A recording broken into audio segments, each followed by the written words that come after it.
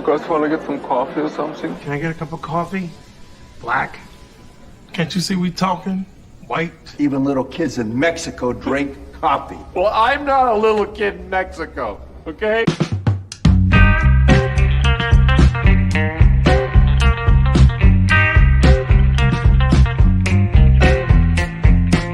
That is the best coffee I've ever tasted. A damn fine cup of coffee. You want a cup of coffee? No coffee.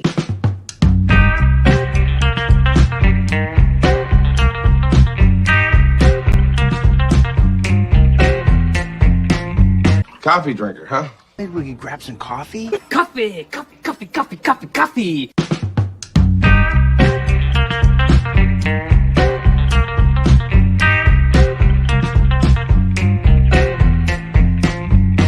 God damn, Jimmy. This some serious gourmet shit.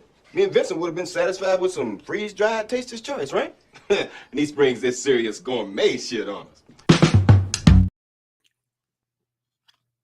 And good morning, everyone. Keith here. Another fine morning coffee with Keith, or as I am slowly starting to call it, welcome to Keith's World. Look, first of all, a little programming note due to a few mistakes on my part. Today's show actually extends beyond what you've seen in the description. We will actually be talking about Guardians of the Galaxy 3, Transformers, Indiana Jones 5, and of course, Quantum Mania, who just released something brand new to watch. But just to make sure everyone is fully kept up to date as far as what's going on, and in this particular case, my mistakes. So hello to the chat, but first, let's say hello to my panelist on today's show. We're going to start with Das Wolfen himself, John. How you doing, John? Greetings. Yeah, doing good. Still Just playing good? with my toy. Okay. Hey, yeah. I'm not even gonna say anything else. Raising. Also, Christopher. Hey, Christopher. Good morning. Me and Mr. Bigglesworth say hello. Keith's World, party time, excellent. Well, thank you very much. You know what? When I take over, I'll let you have Australia. Okay, how about that one? Next, we have Joe. Hello, Joe. What is going on, Keith? Good to see you. Thanks for having me, brother. Oos. You know what? It's always a pleasure having you on the show. I enjoy your insight. Thank you, sir. As I do you. That's why I'm trying to be here every time I can. Thank you. Thank you very much. Dork Knight, a.k.a. Kenny. What up, y'all? And he comes with his own entrance music. Oh, you didn't know? Your ass better call somebody!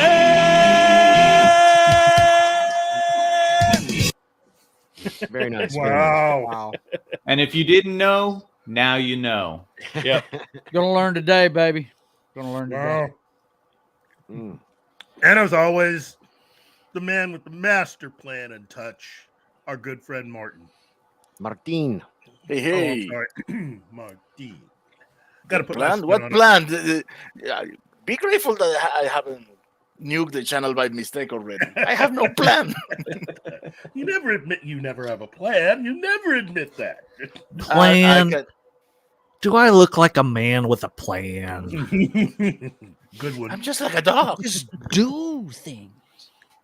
I don't know. I'm just making it up as I go along. And that definitely fits in with the first thing we're going to be talking about today. But before we start, let us say hello to everyone in chat. We're going to say hello to Gap After Dark, Penny. Sup, Penny? Now it's time for another penny cartoon. Hey, Mom. D-Bud Martin, course, the Dark Knight, who just happens to be here. Martin. Of course, Das Wolfen. Anime Confusa. Let's give her a big hand, everybody. I thought that was Gary's job. Anyway. Ooh. Oh. Big hand. Oh. Krampus Jebus. Socks Bulletins. Alex Moore. Shinatsky. Just Another Red Shirt. Marcus A. Morning, Marcus. Okay. Well, let's get into this. Now, I got to tell you, man, we've all for a long time knew this was coming with Indiana Jones.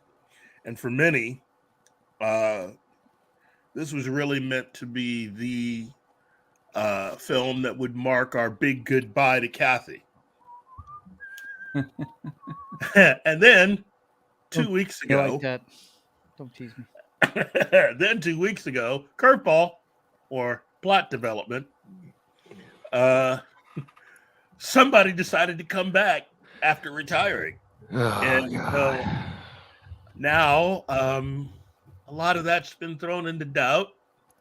And it looks like, even the guys from Midnight's Edge are saying it. It looks like Doomcock was right. Here we go. This Disney has altered the deal, Prey. They don't alter it any further. I had no doubt that Doomcock was right the whole time. It tracked. This trailer, it's not even a trailer, it's a teaser, really. This teaser trailer is got a lot of stuff that pretty much just tracks with what Doomcock had been saying. Time travel, check. Old Indy, check. Young Indy, check. His goddaughter, aka the woman that's the key to everything, check.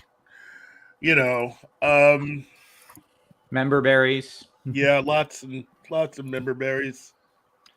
And even time to bring back John Rhys Davies as Sala. And I love John Rhys Davies. I love that man. I love seeing him. Was there a reason Marion's not back? I mean, I have no idea. Maybe the actress has some dignity. Well, now what I've heard I thought is she that had drug issues or something. That was decades ago. Or was it? Okay. Yeah. I will say this though. I did hear that Ke-Huy Quan is also going to be making an appearance in the film. He should. I mean, he was in Everything Always All at Once, Well, and that's the thing. I think having him in this film is a good thing, and they probably should have tried to put him in the last movie that they did. But hey, mistakes were made. And D. Bud Martin, yeah, you're about right. Can I ask what that means? Because I had to stop watching Doomcock for my own mental health. So what was he right about? He's just such a negative dude, man. He's just like, I can't handle it. Basically, I could see Short Round coming back going, Dr. Jones, I'm here to put you out of your misery. If only. Basically, somebody high up, or various somebodies high up at Disney have been talking and communicating with Doomcock, letting him know exactly some of the comings and goings as far as the making of this particular film. And a few weeks back, Doomcock was alerted to what the ending of the movie was. And well, for those of you who got really, really pissed off at The Last Jedi. Oh, God, they're going to kill Indiana Jones. Oh, yeah. This is no. This is worse than that. It's worse. It is worse than that. Oh, No, they're gonna hand the whip and the hat to Phoebe Waller-Cates or whatever her name is. It's I read even that. worse than that. Yeah, they have they've already got some kind of Disney Plus show in the works with her. So It's even worse than that. She's not taking the torch. He's taking his whole identity. Yep. They're gonna erase Indy from history. That's right. What? She's Yeah. gonna heard it go back right. in time, and he's gonna die, and she's gonna have all the adventures that we saw him have in the past movies, like he never existed. Oh, I'm fucking out. Danny, they're not trolling you. This is exactly what they plan to do. Yep. And then they're going to have a series with this girl. Yep. What have we got here? A fucking comedian. Exactly. So, look. First, let me just say this. Sorry, I didn't want to melt down in front of you. For the 1 or 2 people on this planet who are really excited with this development, I hope you get everything out of this film you ever wanted. I hope it's everything that you really would like it to be, because I'm not here really to rain on those people's parades. Just keep it in the short bus. But the thing is that there's a lot of us who have been around since the first film. They should have ended it with the third, man. It had the perfect ending. It had the perfect ending. In my he mind, rides off into the sunset with his dad. Like, that's how it should have ended, man. Like, the fourth movie was a cash grab. It was a shameless cash grab, and it sucked. And now what you're telling me about this one, if that's the dial of destiny, I guess they're gonna change everything now, like you're saying. Like, fuck. Yeah. You know what? I was thinking I about loved Indiana Jones too, man. I was thinking about all the various names they could have come up with for this movie. This actually makes it sound like a Harry Potter book, right? But, I think ultimately what they should have called this, because they tried several different names, is the Indiana Jones and the Curse of Kronos. What? Well, wasn't the last one the? That sounds like I try not to remember the fourth movie. What was The it called? Crystal Skull. That sounds Crystal Skull. Was it the Kingdom of of the Curse? Crystal Skull. Kingdom of the Yeah. Crystal Skull. Okay, all right. Sorry. What were you saying, John? I was going to say that sounds like a Harry Potter title too. Yeah, that's what Yeah. somebody said in the chat. That's right. God damn it. this is what I do. I got the box set. It came with the 4 movies. I only watched the 3, and I just ignored 4, and I'm gonna ignore this one. Yeah. But In anima, I mean, saying you agree with me is a given. You're my concubine, so you can't. You know, Oh, jeez. you're on loan to Gary. I mean, we've discussed this in detail man. ad nauseum. All right. You know, Christopher, I'm so bad at this. I don't even really watch any of the newer discs and stuff made from the first film because they decided to rename it. You know, it makes no sense. I was going to note that. They renamed Raiders of the Ark? It was, Yeah, it's called Indiana Jones and the Raiders of the Lost Ark. which is not what it was released at. No, it's Raiders of the Lost Ark. Yeah, and that's Just Raiders of Raiders of the it. It Lost was just an arbitrary, dumb decision to make it fit with the fact that they called this one Indiana Jones and the Temple of Doom. And I do freaking love this movie. I love Temple of They're trying to make it fit the Hardy Boys mold, Kind of, sort of. Hello. the Nancy Hey. Drew mold, if you will. But I why gotta do say, they feel like? Or go ahead, sorry. I was just gonna say, here's what really made me angry during the trailer is Okay. This is for you, Danny. what's that? Oh, CC. hey, baby, you still coming home for lunch? Because that shit in the crock pot is making it smells too good, and I can't take it anymore. I cannot. She's had this pork thing in the crock pot since like yesterday. Oh my god, the entire house smells delicious. That ain't right. I know, That man. is not right. That's kind of a torture thing. It is, man. It's killing me. As a Yeah, former fat guy, I mean, shit. You know how we men are. I mean, it's like, look, I hate to say it, but if it's been there, if it's been in there longer than a day, I don't know. Well, Wait a minute. it hasn't been 24 hours yet. That's why I'm like, get home Danny, for lunch. Danny, it's Yes, a crock pot. You can just scoop up a little bit. Nobody will know. Dude, no, she knows. I think she's Yeah. got cameras. Yeah. No, I can't. No, I'm not touching that because she Yeah, wants no- to. She says she wants to put it. She wants to like. What'd you say, baby? If you're still in the chat, she wants to put it in like the frying the cast iron or something and crisp it a little after it's been. She's not done. The crock pot is the first step, so I can't touch it. You know. How about you stop describing that shit to me, please? At least you don't gotta smell it, bro. Now I'm hungry again. Marcos A, let's see your question. Why does KK want to destroy the legacy of Lucas and Stevens franchise? Oh, I'll tell you. They're evil. She can. No, she's pissed about that coffee comment. You guys know about that, right? Yeah. Oh yeah. Okay. Yeah. That's all. And look. This goes beyond even being pissed about that. This is someone who's had a lot of anger issues, and they're just. I mean, look.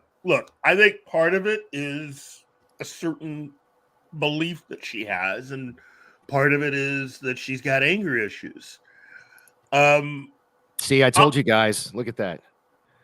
Exclamation points on that. Yeah. No. Hey, look, CC. I just wanted noted that I did not tell him to do anything untoward. I'm just saying. I'm just that- wondering why you guy? haven't gone on mute and started on the rice, bro. What's the deal? That was me because this is my philosophy. Shiny. Let's be bad guys. Man, I got to get me one of those. You keep playing with your new toy. It's making me jealous. Oh yeah, I've been True, jealous true. since he showed it to me before he even started programming it. I was like, damn it! I'm just catching on that we're talking about real food and not innuendo, which shows where my No, it's Bill Holyfield apparently. Yeah. Hey, Brandon, I can see that. I can see that, man. And again, that is interesting that the first three films were about religious artifacts, and then the fourth film was something that was not a religious artifact. It was a fucking alien. That made no sense to me. Well, no. Interdimensional creatures. Yeah. I'm sorry. Interdimensional. I get what George Lucas's where his mind was headed towards with that one, because it's the 1950s and those were the kinds of movies that were popular, and I get all of that. I didn't exactly agree with it, and personally I agree with Steven Spielberg as far as what his plan was, which is to make the movie that he wanted to make up until the end of the scene where at the college. So Well, come on. they travel, Sorry, go ahead. once they travel outside the United States, that is all faithful to what George Lucas had written in the script. Okay, because I was going to say, once I saw Indiana Jones survive a nuclear blast by getting in a fridge, Come on. I was this is Looney Tunes what am shit I here, watching? man. I can't. Yeah, Pretty this much. was Looney Tunes. It's like But, Wile E. Coyote. You know? I can tell you how I would have fixed that with an Indy 5, because I think that there's actually, you could have kind of brought that into the overall arcing lore of Indiana Jones. I'm not saying it's the best thing, but it could have been saved with a fifth movie with an explanation, which is essentially he's ultimately his entire life he's on a holy mission, and he drank from the Grail, and That's true. He would have. That's true. He did. In Indy 5, he would have saved the world. And I'll tell you how I would have done it, just really quick, not giving all the plot details, but I have thought about this. I would have had one last adventure where he's reunited with Short Round. It would have started with an Antarctic expedition, finding the lost city as written about by H.P. Lovecraft in At the Mountains of Madness. Mm-hmm. There would have been the danger of raising Cthulhu, and Indiana Jones at the end would sacrifice his life by opening up the Grail and opening up the Ark once more and using it to defeat Cthulhu. And then he would die, and then you would see him kind of in the afterlife getting up, and you would see someone ride up to him on horseback, and it's his father. And they ride off into the sunset. Damn it, man! You're writing a better movie than they're going to give us. Of course he is.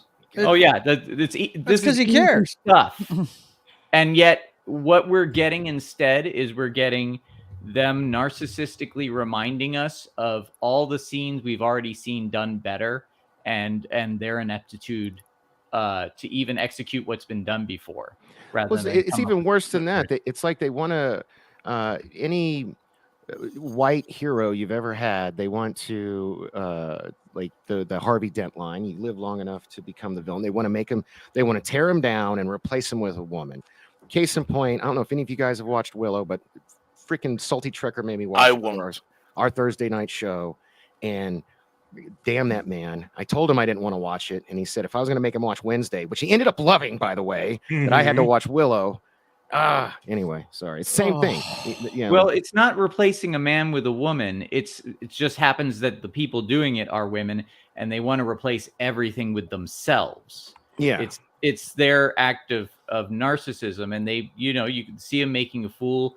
It's all the tropes in the trailer, and this is what pissed me off about the trailer. Both things of which are being ran by Kathleen Kennedy, by the way. It's all brunette woman over and over again. It's self-insert, but they show Indy look like an idiot by cracking his whip at a bunch of people with guns. Yeah. You know that's not how that particular callback worked. They show him doing the adventures. Yeah, that was in the past, Sala. Sorry, the grumpy, burned out, defeated old man trope. And then Luke Skywalker all over again. Jesus. The thing that really just made me angry, because I felt like my intelligence was being insulted, is having Indiana Jones say, "I don't believe in magic," and then that stupid ass line, "Doesn't matter what you believe in, it just matters how hard you believe." What does that even mean? It's just gobbledygook babble that they just expect us to swallow like it's some profound statement. It's garbage. Well, look. Let me at least say this from a creative standpoint, that you can definitely tell the people that are making this aren't really the biggest fans of this character, because look, I was such a huge fan. I enjoyed watching Young Indiana Jones. Yeah.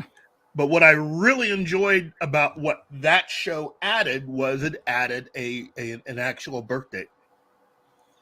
And they also incorporated Harrison Ford's scar, which I liked, because when he cracked the whip the first time, that was in the beginning of Lost. That was in the Young Indiana Jones. That was like the first episode. It was actually that was in India 3. Last Crusade, bro. Last Crusade. It was on the Was that Last River Crusade? Phoenix. I thought that was in Young. That was Indiana River Jones. Phoenix playing the Young Indiana. Okay, my bad. But it's still part of the entire lore. Yeah. What I was gonna say was, I love the fact that what we had was confirmation of something that had only been talked about before, that was made real on the show, which is how old Indy actually is. Yeah. Okay.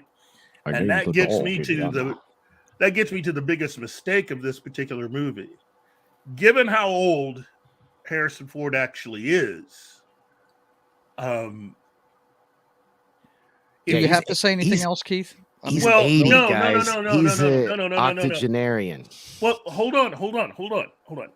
What I was going to say is, I'm not even sure if they got it right for the time period of the age that he actually is in this movie. He drank from the Grail. He's no. Here's what I mean. Here's what I mean. Wisely. Here's what I mean. This movie, the time period where it starts at is in the 1960s, right?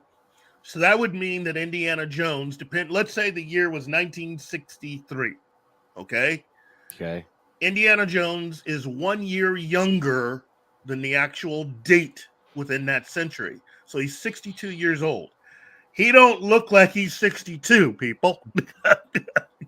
So they decided not to start with what his age was, which is Indy does survive to make it to 100.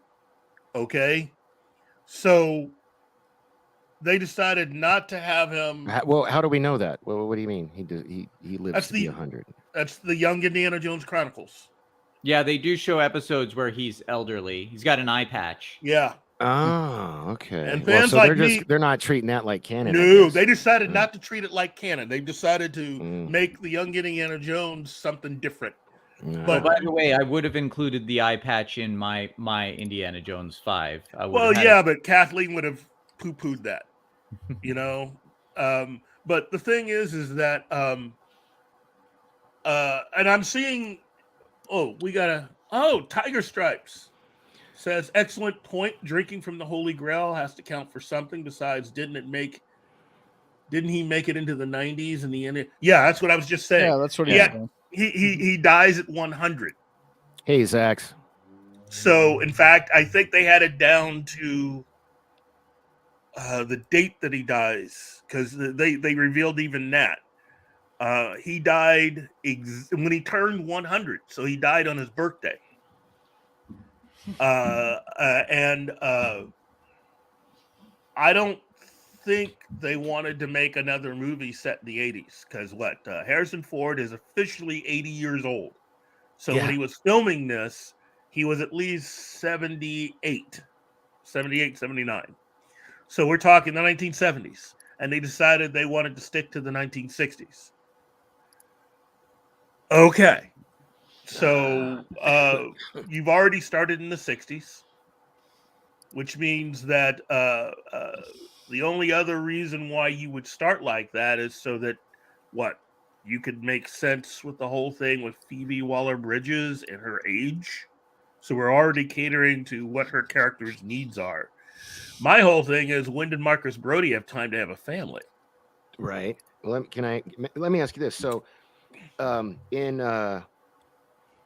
they treating Crystal Skull like it's not canon either? Because didn't they reference stuff from the No. All the films are canon.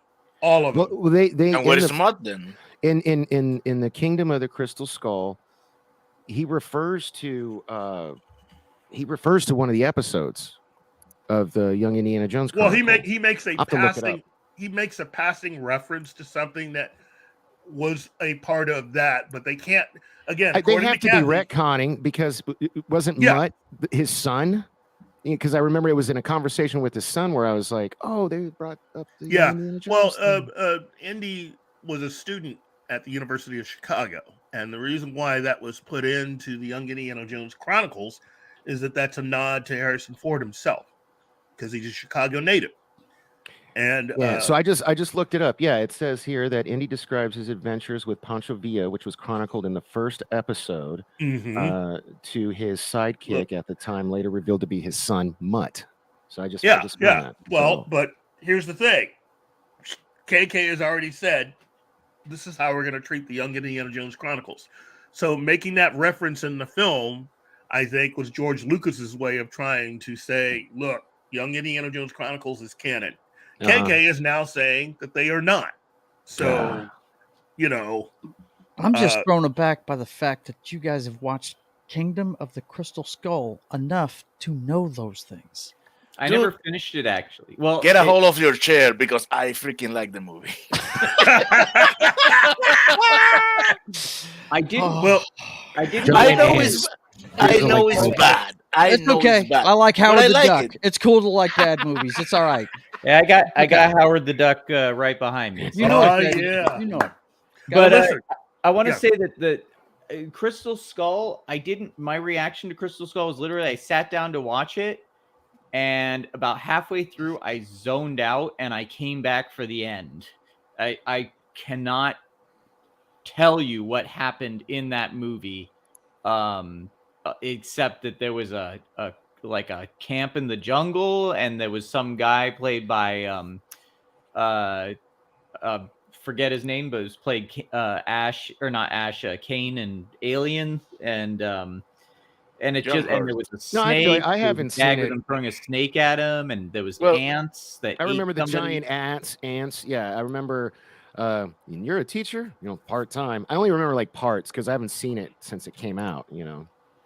I agree. Tiger Stripes. I totally agree. Well, listen. Basically, I think we're all in agreement that we're really not looking forward to this particular film. So it means that this particular teaser trailer did not do its job. It did not raise our interest or pique our interest enough to want to see the film. Okay? It is merely confirming all the rumors we've heard about how bad the screenings have been. Well, just story aside, I want to just point out, and I know I'm a big practical effects person, but the feel of the movie, it doesn't feel like Indiana Jones, because when Indiana Jones was actually relevant and Harrison Ford was youthful and actually was like a man's man adventurer, it was real stunts, it was real locations, it was this looks like green Hobbit. screen after green screen, CGI, everything. It looks like they shot it in the volume, right? It looks like The Hobbit. And it's like, I mean, the lighting, I'm not just talking about the CG environments, but the lighting, everything just looks like artifice. And for some movies that works. If you give me a Guillermo del Toro movie, I think he plays with artifice very well. But this doesn't feel like it fits. It feels like, you know, an imitation. So I mean, even imitation. This is the first indie movie where you don't have Spielberg directing it. You don't have George Lucas directly involved, and the main person, the person who took George Lucas's place, is this succubus cunt from hell. that Careful, man! There's a beverage here. Look, it's just saying. This woman is intent on destroying. Like what she did to Luke Skywalker is unforgivable. Like I mean, and apparently now she's going to do it to Indiana. She was warming up. Yeah, she was just warming up. And they even snuck in a Millennium Falcon. Yeah, did you in the trailer? Yeah, we talked. So I reviewed the trailer last night. Every Thursday night on the Salty Trekker channel, we do a show. And while we were doing our show reviewing the god awful Willow, and the first 2 episodes, because he's making me. I've watched all of Wednesday, but he only wants to do 2 at a time to keep it in sync. Or no, he wanted to do 2. Now we're only doing 1 at a time, so we can have Willow Focus, and Wednesday. Danny. Focus. Sorry. Well, sorry. Danny, I'm he bad actually hates you and wants you to suffer is what's going on. Yeah. Well, look. Yeah. Well, anyways, the point is those trailers came out during the show, and so we watched them live and reviewed them. And that was the first thing we both noticed was it looked like the Millennium Falcon. What was that? Does anybody know what that was? Because I can't figure it out. The sky bomber. It's because the Millennium Falcon was modeled. The cockpit was modeled after a World War II bomber. I forget which model, but it looked like he was going warp speed, didn't it? Well, they're going through the time portal, which again is another thing that's so antithetical to the spirit of Indiana Jones. The spirit of Indiana Jones. You were taking it too far. So, guys, I want everybody to pay attention to Keith right now. If he comes back in something and he's wearing something else and he's got more facial hair, like he did the other day, we know he's a Time Lord. Just saying. As I was going to say, now that we've pretty much seemed to all be in agreement, let's switch it up a bit and talk about something that at least some of us might be looking forward to, and that's Transformers: Rise of the Beast. Saw that trailer last night. What do you think? I actually, after that last one with the King Arthur lore garbage and everything, that one looks fun. I'll have to watch it a couple more times to see, is this an offshoot of the Bumblebee movie or is it more of the other one? Because it looks like Prime looks like he did in the Bumblebee movie. In Bumblebee, that's exactly what we said last night when we watched it live. I was like, oh my God, please let it be more like Bumblebee. Because I loved Bumblebee. I love Bumblebee. And Bumblebee looks different from the other bunch. 70s. Hello, 70s. Hey, 70s. What's up, Hey, Big Daddy? buddy. How are you? That's right. Nice. I have no skin in the Transformers game personally. I'm a GoBots fan, but have you watched the Guardians Holiday Special? Yes, cycle, fucking cycle. I will. Okay, I did watch the Guardians Holiday Special. Wasn't that funny? Wasn't that GoBots? They're canon now. I missed that actually because I was the family was making noise all around me, so there's some things I missed. I have to go and watch it again. But I definitely just want to say that the Transformers trailer, I watched it and it did look like what I want to see out of some movies, which is just fun. Don't take it too seriously. The idea of a gorilla and a rhino transformer never made sense back in the days of the toys, but it's just fun. My son loved Beast Wars. He thought that was the best version of Beast Wars is the best. He thought it was the greatest. He loved what was that guy's name? The gorilla. What was his name? Optimus Primal. Optimus Yeah. Primal. I knew Yeah. Primal was in the name. I just couldn't remember how I it went. missed the Beast Wars boat. I was too old, I guess, and in my I saw some of it, but my I just- son loved it. He I'm thought it was the older than best you, ever. and Well, I love it. I don't get this. So how old's your son, Joe? Oh shoot, he's in his 30s. He's Okay, see, mine's 24. So like, I think it was just like a timing thing. We just didn't because we were huge Transformers fans, like the original series. I used to run home from college to see that cartoon, man. Yeah. And I don't watch animated shit. I just Yeah. don't. That But was- boy, I mean, I did ran love- home from college to see that shit. Yeah. I did love the original series when I was a kid. I never saw the Transformers movie, but I kind of geeked out. That was, Dude, man, that's I know another you time. love film, okay? Here's time a I little bit cried of in the trivia for you. theater. That is the last on-film credit of Orson Welles. He's Welles, the yeah. voice of Unicron, dude. Yep. Oh, really? Yes. Yeah. Yeah. That has an all-star voice cast, and Oh, I'm yeah. not talking about voice actors. Leonard Nimoy, These man. are- Yeah, Leonard on the list, Nimoy's Galvatron. You got actors. Judd Nelson as oh god, Rodimus Rodimus Prime. Prime or Yeah. Hot Rod, depending on yeah. what part of the movie you're watching it in. Yeah, no, I do appreciate that they brought back the original voice talent for the movies. Yes, they did. You know, Scatman but- Crothers is Jazz in it. Peter Cullen doesn't Hey, sound hey, right though. That Porsche was Jazz. Yeah, So who was already the killed. original movies are scrapped because Jazz died. Yeah, he died in the Yeah, I think the in the first movie. Yeah, this is mainly Like a bitch. No. Yeah. No, that Porsche is not Jazz. That Porsche is Mirage. Is that who Oh, Is it? oh, right, because he and so and they projects. even got the chick from the RC. movie.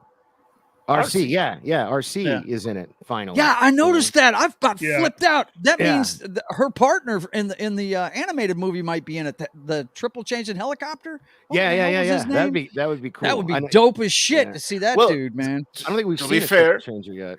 To be fair, RC has appeared on one of the previous movies, Really? like for a minute or something. I was fixing to say it couldn't have been long because I'd have noticed that. I dug RC. So the But, you know, the Bumblebee movie. I'm all was about like the a female reboot? characters, man. Okay. Oh yeah. I dig them. Because I was watching the trailer going, because it was that one girl going, this isn't happening, and then there's that kind of like little wave bit, which I thought was funny. Mhm. But I thought, wait, haven't the Transformers like invaded the entire world before? So it makes sense now to me that Bumblebee was a reboot, and as a normie Yeah. coming at this, as A someone that soft doesn't know all the reboot, yeah. names, It looks like I- it's I- like I- it I hope Did you doesn't have notice anything that- to do with the other ones. the Michael designs are Bay's stuff. better. Like they're using the Bumblebee designs. I love Bumblebee. I hated what Michael Bay did to the Transformers. Anyway, sorry, Keith? Keith. Okay. Basically, according to the description from Paramount, yeah, this looks like it's basically a sequel to Bumblebee, Yeah, there you go. and it's set in the 90s. okay. Okay. So basically, according to Deadline, along with the cast that they have, which includes Peter Cullen, Optimus Prime, Ron Perlman, Optimus Primal, Pete Davidson is Mirage, and Dominic Fishback is Alina, and Lauren Velez. Ooh, yeah, I've seen her in a few things. Let's see. And Is the who girl else? from Bumblebee in it? No, this is not her story. And Michelle Yeoh, because she would like to actually do something that she can actually be proud of, unlike the work in Discovery. And breaking news from Deadline is that Peter Dinklage, John DiMaggio, and Lisa Kashi have been added to the cast. Okay. So wait, they're gonna have Bender because John DiMaggio always sounds like Bender. Well, hold on. Peter Dinklage will be the voice of Scourge. Ooh. Oh. Okay. Ooh, Scourge is there's a- in it. Wow. Okay. Lisa Kashi is the voice of RC. Okay. John DiMaggio as the voice of Stratosphere. That's gonna sound weird. No. But all I gotta say is, I I thought just that wanna- the scene where this car skids and transforms as the guy steps out of it. Yeah.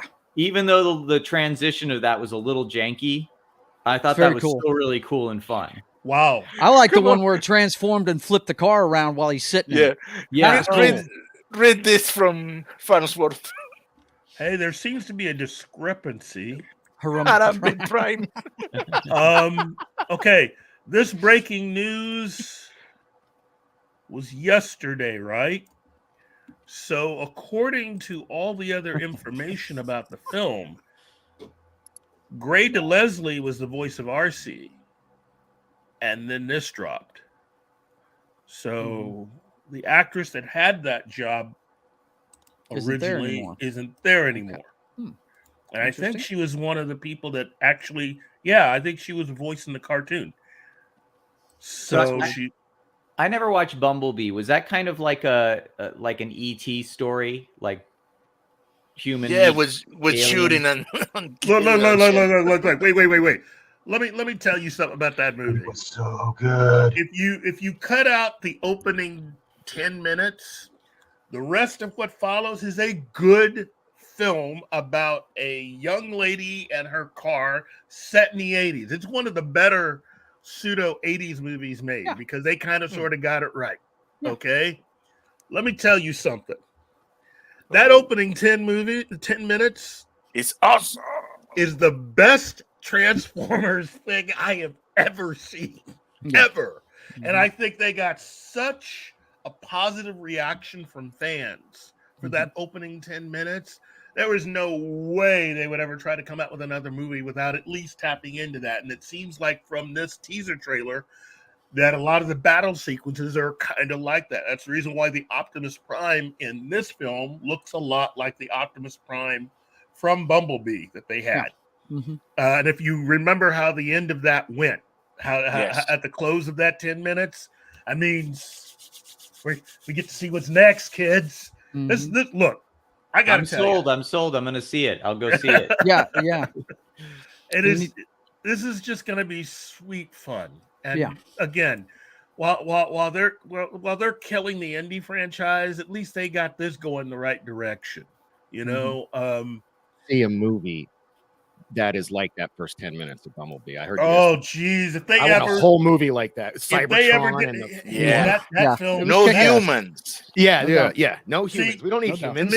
To me, that's what really. I mean, what we've gotten up to this point is someone who was pretending to be a certain big director with Terminator. And we talking about Tim Miller. Well, no, I mean the real Terminator, James Cameron. Did you say Stratosphere's in this movie? The big the jet? Yeah. The giant Yes, Transformer? Yes. Oh my God, it's gonna be awesome. But he's gonna sound like Bender. It's gonna be weird. Okay. Basically, Michael Bay has always been a big James Cameron fan. He actually wants to be James Cameron when he gets, when he grows up.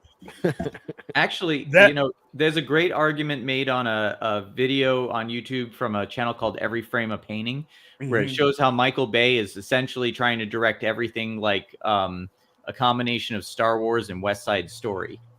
Wow. How funny. Well, I will say this. If they ever get around to doing a 1 hour feature film version of that opening 10 minutes from Bumblebee, that's really what Cameron should do instead of doing these other films. He should just basically do that because you don't really need any humans at all. No, it's just the Transformers. The Transformers, man. It was and it was so good. I mean, like, oh, geez, that was good. I am so excited for you because he hasn't seen it yet. He hasn't seen Bumblebee. Yeah. No, man, dude, you're gonna pop your tits off for that first 10 minutes. Yeah. There's a reason why people dug that and call it the best Transformers movie. Yeah. Now, before we move on, let me tell you something, guys. I may be in the minority, but I love the first Transformers movie, not the rest of the stuff. Yeah, I know it's not. I know it's not. It doesn't go 100% to the canon and stuff like that, but the step forward in special effects in that film is bizarre. I remember going to see that in the theater going, damn, this shit looks real. you know. And what There's you a got there? The scene- Walking Dead. You go, man. There- But there's I a- loved the first Michael Bay film, and I to this day I enjoy it, and I'll defend it to my dying day because I I agree enjoyed the with you. shit out of it. Yeah. you know? I thought it agree was with you. fine, but again, I don't have any skin in the Transformers game. To me, it was like, I remember He-Man. Like I have no skin in the He-Man game either. I just remember playing with the toys, and I didn't have a lot of money, but like, I'm my gonna friends would kick have you out of. I'm a gonna lot kick of you out of the channel. toys that I would, you go over to their Dude, house to play with them. every the reason morning. I liked GoBots, and I'll tell you why. I had first GoBots came out first, so I was like, oh, Transformers is like GoBots, but I was never good at just transforming the Transformer toys. The GoBots were like remedial What is level, it? so Yeah. I was good with those. So I was just like, okay, a few moves, it's a plane, Dude, I had the Megatron, and it was a huge pain in the ass that you could turn into a gun. I actually, But it was a did real have pain that. in the. That It was a one of real the few pain in the that I ass. had. And you think about it now, what a toy like that, would probably get you shot for playing Yeah, with in right. your front yard. Yeah, but nowadays these kids can get these toys that'll just transform on their own. Yeah. Yeah, Dude, you punch a button and it does So, it on hey, its own. If you don't mind me asking, Chris, how old are you? I am 46. Okay, so you're 3 years older than me, so that makes sense. So, like you said, because GoBots came first. I'm 43. I remember Kids, watching.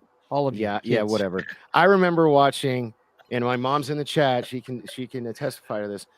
I remember watching. It was He-Man and Transformers every morning before school, like every day, Oh religiously. yeah, me too. While eating my cereal.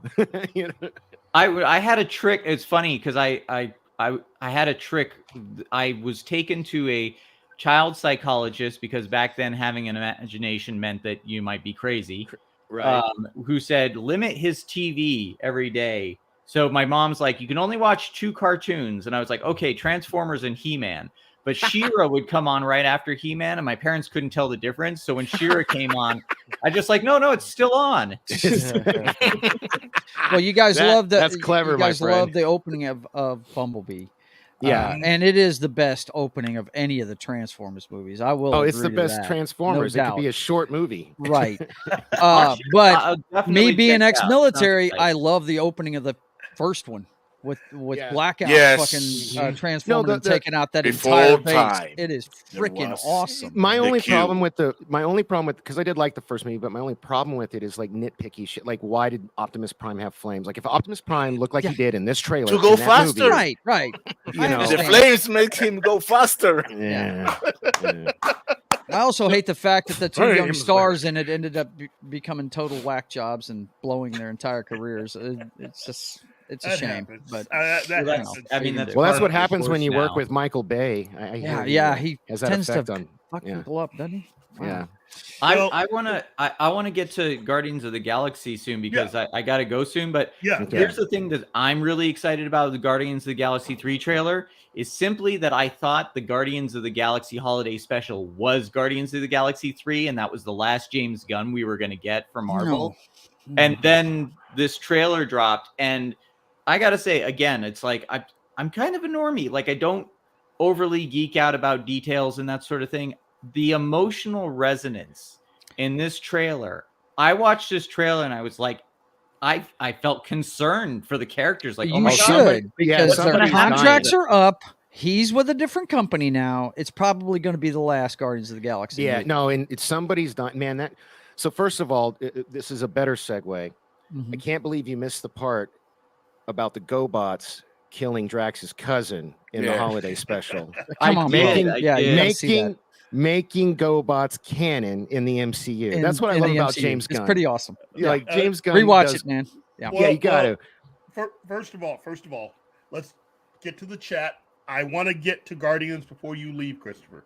Okay, and I want to Hey, talk about Polly, the holiday what's special up? because there are things about it that I absolutely loved. Okay, but first, let's get to the chat. Latino Slant, let me answer your question, okay?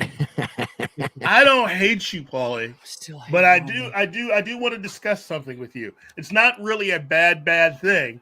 It's just a little bit of a difference there, and again, I want to discuss it with you, okay?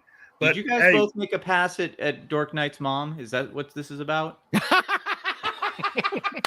No, if anything, maybe made a pass at Cecilia, but at my Cece baby. No, which would make sense because Polly's always giving me shit, and I don't know why, because he's such a sweet guy. He sent my kid a comic book in the mail, and I thought we were cool. So. Wolverine 626. Let's see. What do I think of the potential DC animated and Amazon Prime deal? I think it's a good thing. Anything that can bring attention to what Warner Brothers is doing. It's the complete reversal of everything that Hollywood's been doing. Zaslav is right. If you can get it to where other services are wanting to carry your material, let them. Did I see? They're paying you. Did I see just recently that Prime got a piece of Spider-Man too? Did Yeah. I see that just yeah. recently? Yeah, the movies, right? The original Sam Raimi ones, right? Yeah. Is that right? Yeah. I just know I saw that. But Yeah. No, they're getting the new Silk series is what they're doing. I got confused for a moment. I was like, wait, if the GoBots killed Drax's family and cousin, no, his cousin. His cousin. Yeah. And They killed my cousin. Spider-Man, then both the GoBots and the Transformers exist in the same universe. What? So? No. Say that again. No. What? Prime got Spider-Man. No, man. Amazon Prime. Amazon. Okay. Jesus, man. It can get confusing. Yeah. Finish up the chat. I can't believe. Or sorry. Yeah, I'll let him get back to the chat. Sorry. Yeah. and let's just go one more. Mags is here. Hey, Mags. Oh, Mags. Yeah, she's been here for a while now. Yes, thanks. I haven't had it. Mags, I know you're taking a bit of a social media break. Yeah, and so I'm honored that you're here, Mags. And thanks for laughing at my dumb jokes. And again, Magitech Mags, who definitely looks like Get it, Chris. Get it. Yeah. Yeah. who definitely looks like that. She's definitely got. She's a lot younger than she says she is. But I think now Keith is making a pass at her too. That's not a pass. I'm just saying. I don't think he's stating facts. That's all he's doing. Yeah, I'm actually glad Gary and Anima hooked up because Gary was flirting with my mom way too much. Keith has gotten better at it. Hey, look. All I know is that lady who you say is your mom. Man, I gotta. She looks way too young to be your mom. She had me way too young. She had me way too young. Like I was a shotgun wedding baby. Like wedding photos, she's like about to burst. So yeah, she was. I think she was like. Correct me if I'm wrong, Mom. I think you were 17 when you had me. I'm pretty sure she was 17. Yeah. Yeah. But let's go ahead and go for Guardians of the Galaxy Volume 3. Look, I gotta say this, man. I've seen the holiday special, and wow. Is all I can say. It was good. That opening song was hilarious. It was great. Can I ask a question? Yeah. Why did they buy? I never read the Guardians of the Galaxy comic books. I don't know if this is canon or not with the comics. Why did they buy Nowhere? And that's kind of like that's not from the comics. If people don't watch the holiday special, I feel like they might be lost because a lot happens. Mantis is revealed to be. No, wait, stop. Oh, hey, shut up. Spoilers. Say spoilers before you because there's still some people that haven't seen the holiday special. Okay, never mind. I'll be quiet. Well, you guys need to watch it. Damn it. It's only 40 minutes. If you haven't seen it, it's 45 minutes of goodness. It is actually well, good. If you don't watch the credits, it's only 40 minutes. Unless there was an after. No, but you have to watch the credits. Is there an after credit scene? Yeah. Oh crap. Okay, hold on. Laugh it up. I'm going to watch it right now. I'll tell you what I really enjoyed about the holiday special is that James Gunn managed to take the holiday special format of the 80s and tell a fun, endearing, compelling story. Obviously on a budget, they're working in one set and then, essentially shooting on Hollywood Boulevard. Well, they had to give all their money to they had to give all their money to Kevin Bacon. Right. And but James Gunn obviously understood what a holiday special from that time. I mean, he grew up in that time, but just taking that format, but using it to tell a compelling story, not like totally just being cheesy and ironic and just trying to recreate like the Star Wars holiday special, something like that. He uses a callback to the original film that people love. Yeah. Yeah. Was I the only one that cried at the end?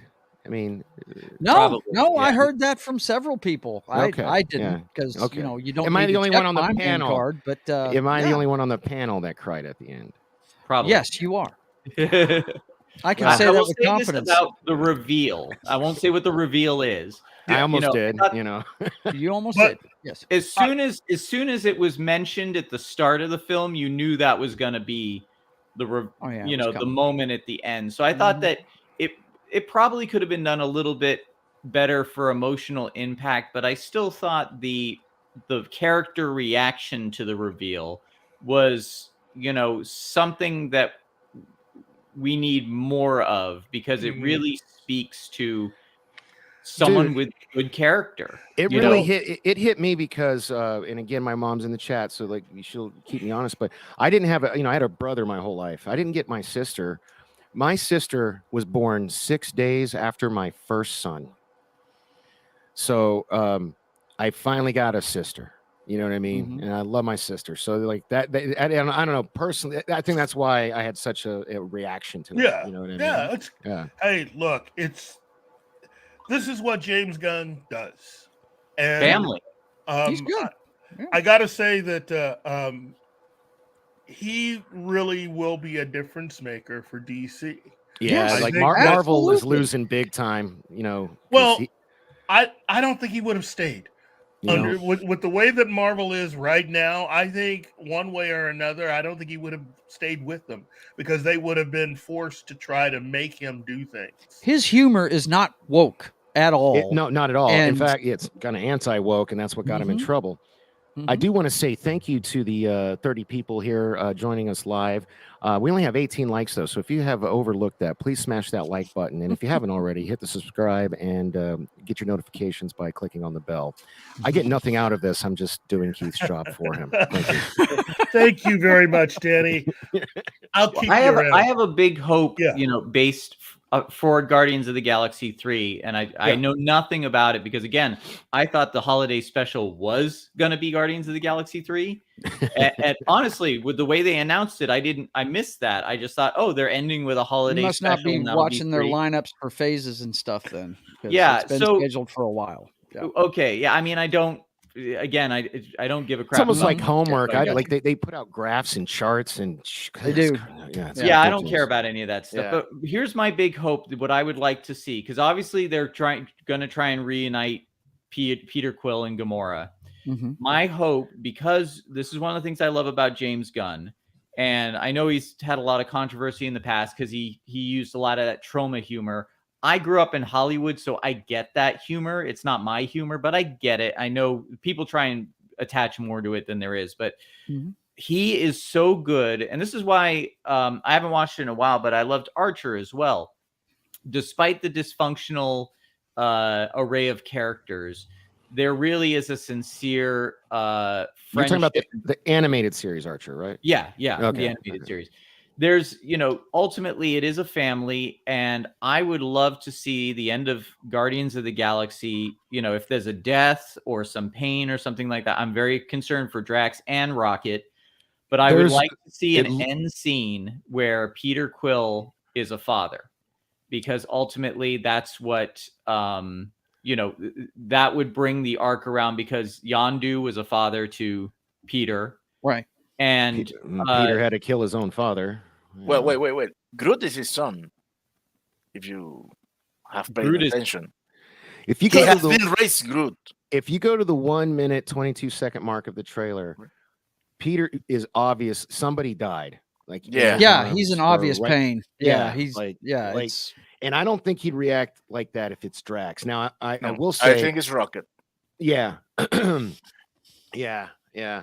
But Drax might also die, because Dave Bautista, the actor, has said multiple times he's not going to be Drax anymore after the third movie. And then James Gunn said he's not going to ever have anybody else as Drax. So, I feel like Drax is going to die. You can add also. 2 and 2. That's good. Yeah. Yeah, thank you. That's excellent. It's banana. Ultimately, listen, I would not care about any more Marvel stuff. I don't care about any more Marvel stuff, but I feel like Guardians of the Galaxy, we love it because it's James Gunn. And it's so different from all the other Marvel My stuff. brother's favorite Marvel property. He thinks it's better than everything else they do. So Well, it was just, and it's everything I love about kind of fantasy sci-fi. Just the different aliens and creatures and robots and craziness. And James Gunn is also really good at something that I think a lot of Hollywood has lost touch with. Hollywood either wants to have everything be deadly serious or ridiculously comical. He knows how to reach the perfect blend. Yes. So you can take it seriously and you can laugh with them and you can cry with them. And it's like anything else. It's like Indiana Jones. Yeah. It doesn't make sense that Steven Spielberg and George Lucas aren't involved. That's just because it's Harrison Ford. My man card is intact, but he almost got me with Yondu's funeral. Whatever with your man. Yeah. Men can cry. Don't be, well, you're an old man. I get it. Maybe your generation does, but mine doesn't, bro. Mentality. Okay? But I want to say, Chris just planted a seed in my brain that got me super excited because he was talking about how they have robots and stuff, and they introduced the GoBots in the holiday special, but it's not spoiler alert. It's not a real GoBot, but Drax doesn't know that because he's an idiot. It's a cosplayer, folks. Yeah. Drax freaks out when he sees him. But how badass would it be if we get an actual GoBot in the movie? Oh my god! I mean, oh god, please let that happen. The only thing that I think is a little bit of a missed opportunity is introducing Adam Warlock after the Infinity Wars. Yeah, I was fixing to say I thought I saw him in that trailer. Yeah, that's Adam. That's definitely Adam Warlock. No, that's definitely Adam Warlock, but he looks way different than he did at the end of the other movie, like when they with the stinger, where he's in the cocoon thing. Yeah, Mm-hmm. Can you see him? I didn't spot. You him. see his face, don't you, with the long hair? Am I? Is this Mandela effect? Am I remembering wrong? I could have. No, sworn that's the woman that had him in the thing. She had long hair. I gotta look this up. I'll look it up because it was like a golden cocoon and it had a window and you saw the face. But he's in the trailer, folks. For sure. Yeah. That's him. I did love the second Guardians of the Galaxy. And he's got is that an Infinity Stone on his forehead? Did you see that? Yeah, I don't know what Adam Warlock has a thing like Vision did on his forehead. Well, in the trailer. Yeah. But I don't know what they're going to do with him. There's all sorts of, the holiday special brings up some curious questions that might factor into this as well. I did not watch Thor: Love and Thunder. I heard that they treated the Guardians of the Galaxy, it wasn't that horrendously. It was stupid. I mean, they were in it, but I think. Tell me if you guys disagree. I think you could not watch that movie and not miss anything. Absolutely, they treated Chris Pratt's character like he was a Thor groupie or something. He was just creaming himself every time Thor did something. It was ridiculous. because that's Taika Waititi's version of that. Yes. He does not really understand those characters. Wow, TT. And I think I'm just glad that Chris Hemsworth said he's not going to work with him again. So yeah. Well, again, I think a lot of it has to do with the fact that different people are able to do different things. Different people have different abilities. You got to think of it like a sports team. Everybody has that one or two things they're really good at, and it's only working together as a whole that you're able to produce. Especially a group like the MCU, that they're able to produce so many different types of movies. Now, let me be clear. I enjoy a lot of Taika Waititi's stuff. He's really good at making funny stuff. No, me too. But he doesn't need to make another superhero movie ever. I think he was successful with Ragnarok because he wasn't in charge of the script there. Ragnarok is one of the worst movies I've ever seen. Oh, really? Sorry. I'm a Thor fan, and I hated it. It was dumb. I could not stand that movie.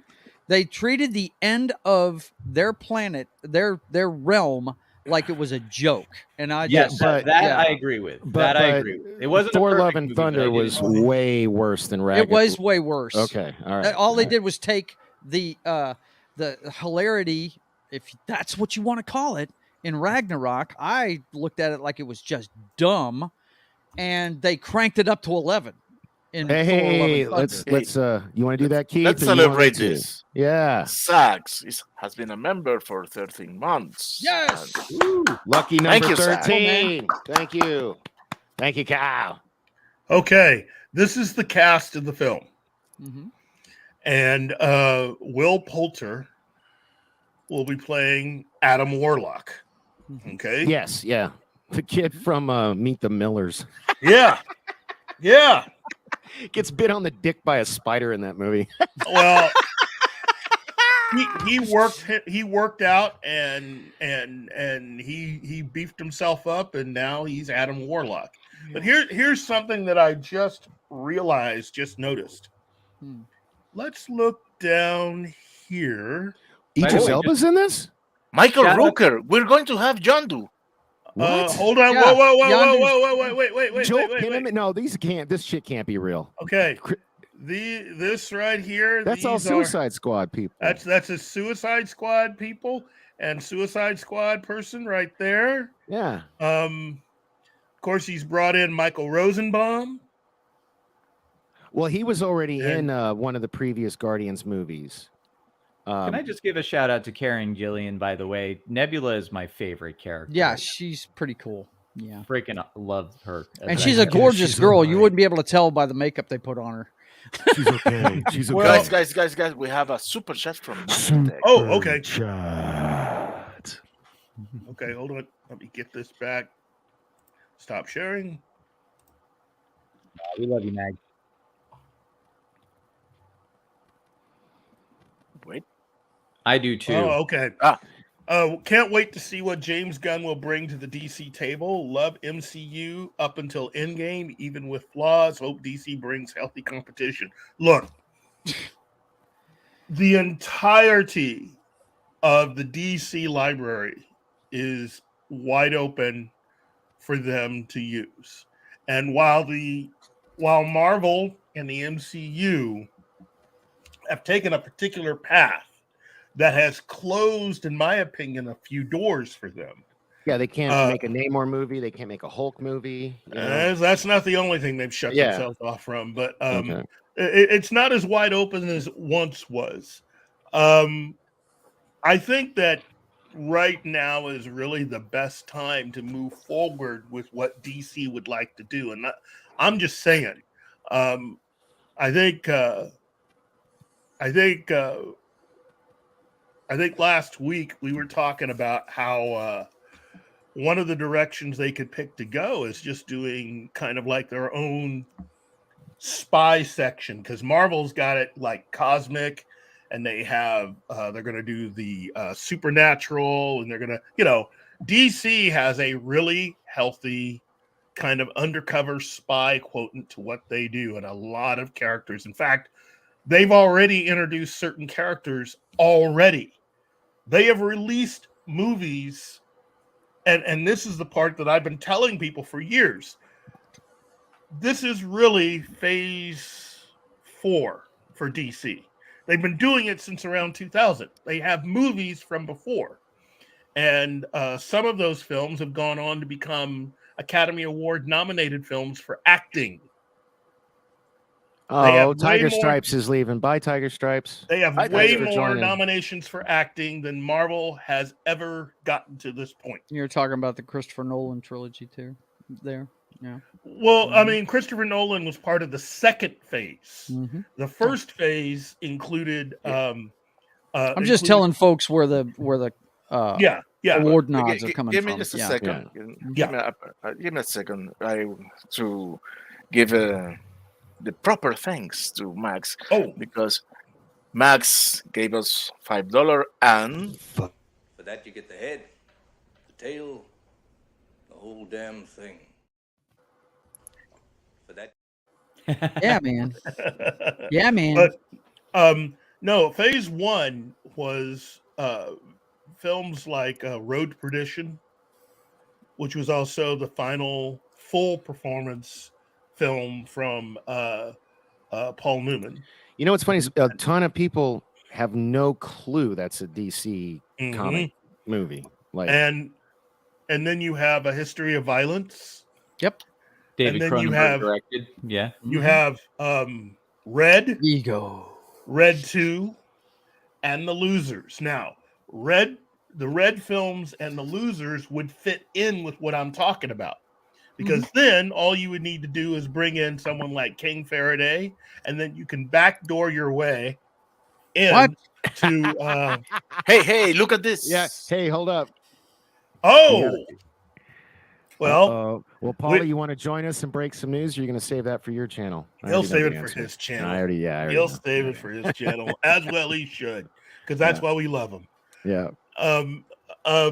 But no, they have a lot of characters. You know, the human target would be another good one, and in fact, they could go ahead and put all these characters. So, no, I didn't mean it. No, finish your thought. Sorry.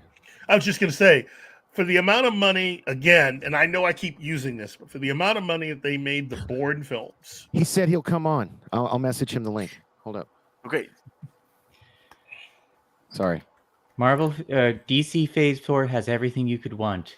Blue Beetles, Shazams. We'll see how Blue Beetle and Shazam and Aquaman fare after they have been after certain creative things have been changed about them. Because with dead dreadlocks. All right, I just sent Paulie. I'm doing a Stefan bit. I just sent you the link, Paulie. Hopefully you'll join us. So yeah, it's on your Twitter DM. So yeah, we got a backdoor reference, but no clip. You guys are slipping. Right, yeah, what's going on? What's going on here? Wait. We will have it. Once I can find it, man, with so many clips here. Damn it, Martin, you're fired. There's a lot of ball down the back door. 2. Open your back door, baby. Loosen your hinges, I'll show you my key. That's a new one. Yeah, I thought What's I'd that better from? do that. What's that? Vox Machina. Oh, I haven't watched that yet. That's why I don't join you guys for the daily show where you do Vox and Archer, because I'm only on. I can't remember the season, but I just started the Miami Vice season with Archer, so I don't remember what season that is. I think that's a good one too. Whoa, Jeebus, you're an exhibitor. I did not know you were an exhibitor. Phrasing. Phrasing. Phrasing. Uh-oh, here we go. Paulie, everybody. Hey. The sexiest mustache I've ever seen. I don't deserve to be above Paulie. Put Paulie up top. Oh, This guy he's everything that is advertised and more. Hey, Paulie, it is an honor to have you. I got a real exclusive for you too. All right, let's have it. And it's okay. So, all right, let me hold on a second. I literally have to close the door. Hold on. Seriously. Oh, season 5. Thank you, Anima. Oh, let's see. Now this is what I'm talking about. Look at my mom. She's getting all hot about Paulie being on the show. What's up with that? What's up with that? That's what I'm talking about. Oh, Hey, man. look. Martin did that on purpose. He knows that Making the triggers me. female salivate, bro. Look out. All right, what do you want first? Cool down the machismo, bro. Blue Beetle. See, there's another one. I'm Who's gonna that give you sexy guys. guy? I'm gonna give you Oh, guys. hold on.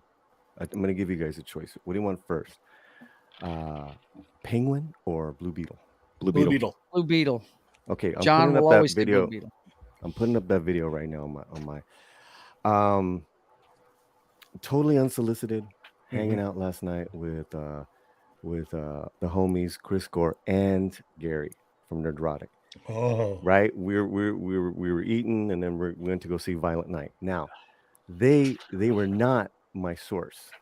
It was some other gentleman that was hanging out with us who have seen the screener for Blue Beetle. All right. Now, because I was talking to Gary about Blue Beetle, we were talking about a lot of shit. It was good stuff, great conversation. I think I saw a picture from the bar on Twitter. Yeah, it was a couple nights ago. Mm-hmm. Yeah. So this one guy, who said, "Oh yeah, we saw it." I'm like, "What?" Before I said anything, he's like, "George Lopez." What about George? He stole the movie. I'm like, really?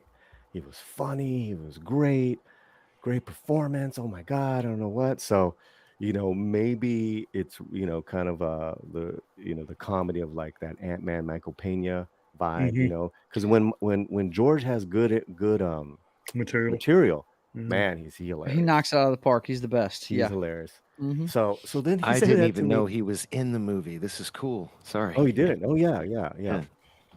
So he said that that to me, and then I was like, we're eating, and I think my food came in, and like in my back of my head, like, I gotta ask him some more shit. So I said, okay, name me 3 things that you loved about the movie, about the screening, and they also said, look, it's a first cut, so it's a little choppy, but Okay, it's that's what I was going to it's ask. Like, what? Mhm. Yeah. Okay. Thank you. yeah, Sorry. but it is fantastic, right? For a first cut, I was like, wow, that makes sense. That Zaslav would keep it. Like, great. Okay, so you got George Lopez. Number Okay. 1. Number 2, the second thing he brought up, the action sequences. The fighting was awesome, he said. I was like, wow, really? He's like, yeah, man, they did a great job. I'm like, great. Then it's about entertainment. It's about, kicking ass superheroes. I mean, again, that sounds like it's right under Zaslav's, new Edict. Yeah. edict. Thank you. Mhm. Yeah.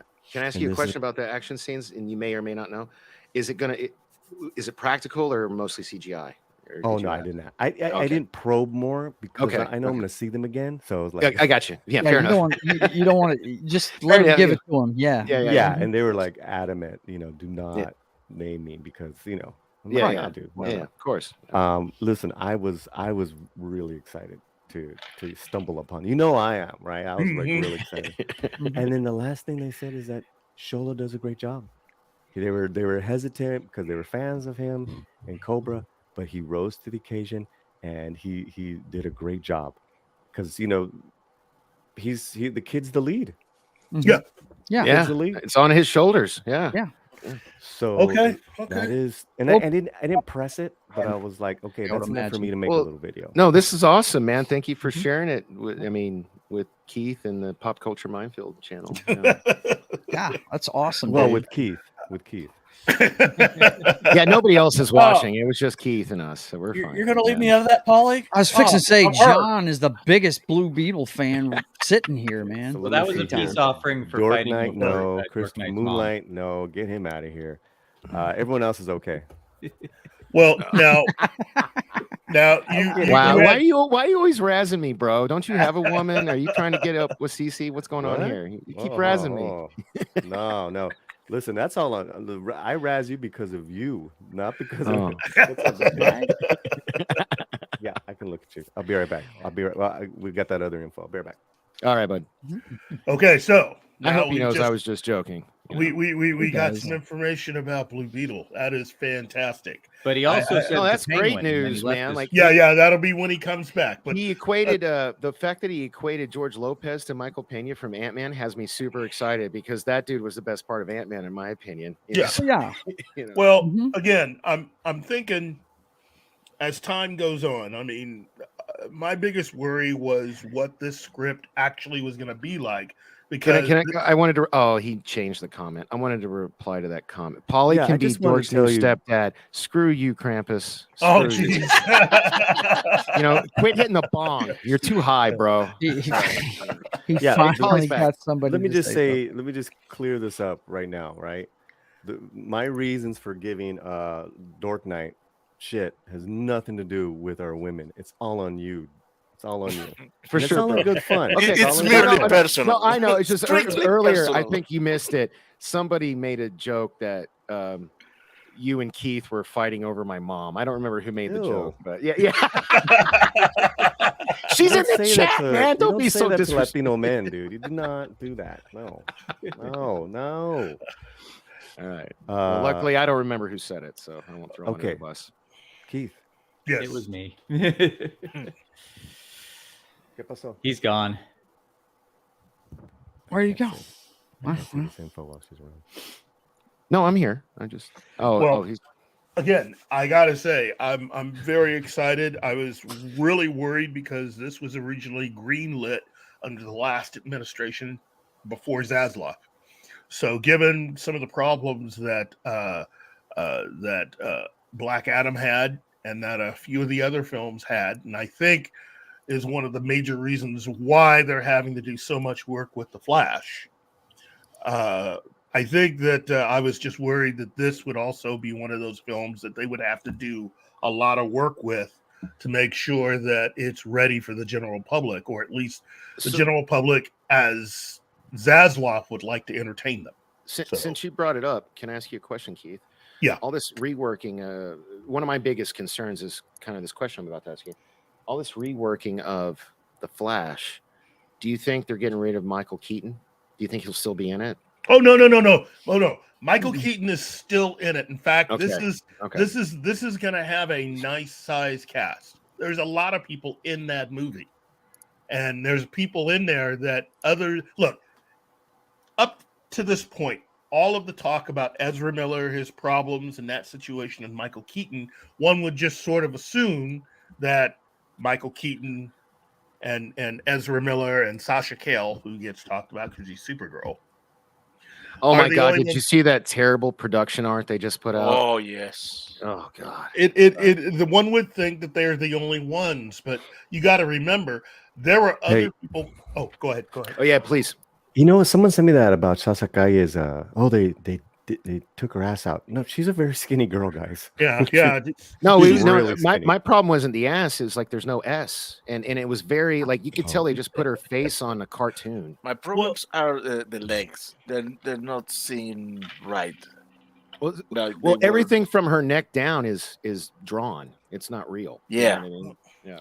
And just so you know, guys, I love you. I just put up my Blue Beetle video now, so you guys got it. Cool. We will definitely check that out, Paulie. Thank you very much. Thank you. So I have a question for everybody because I'm, as far as Blue Beetle goes, I'm a total normie. I know nothing about the Blue Beetle. I'm with him on that one. I don't know. Why is the Blue Beetle so exciting to you guys? I asked that not as like, oh my God, let Paulie answer that. What makes the Blue Beetle so exciting, and why should I be excited about Paulie or John needs to answer that. Two reasons.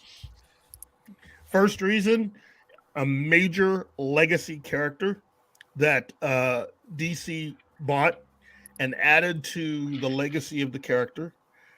This version of Blue Beetle then extends that history because this is the third Blue Beetle.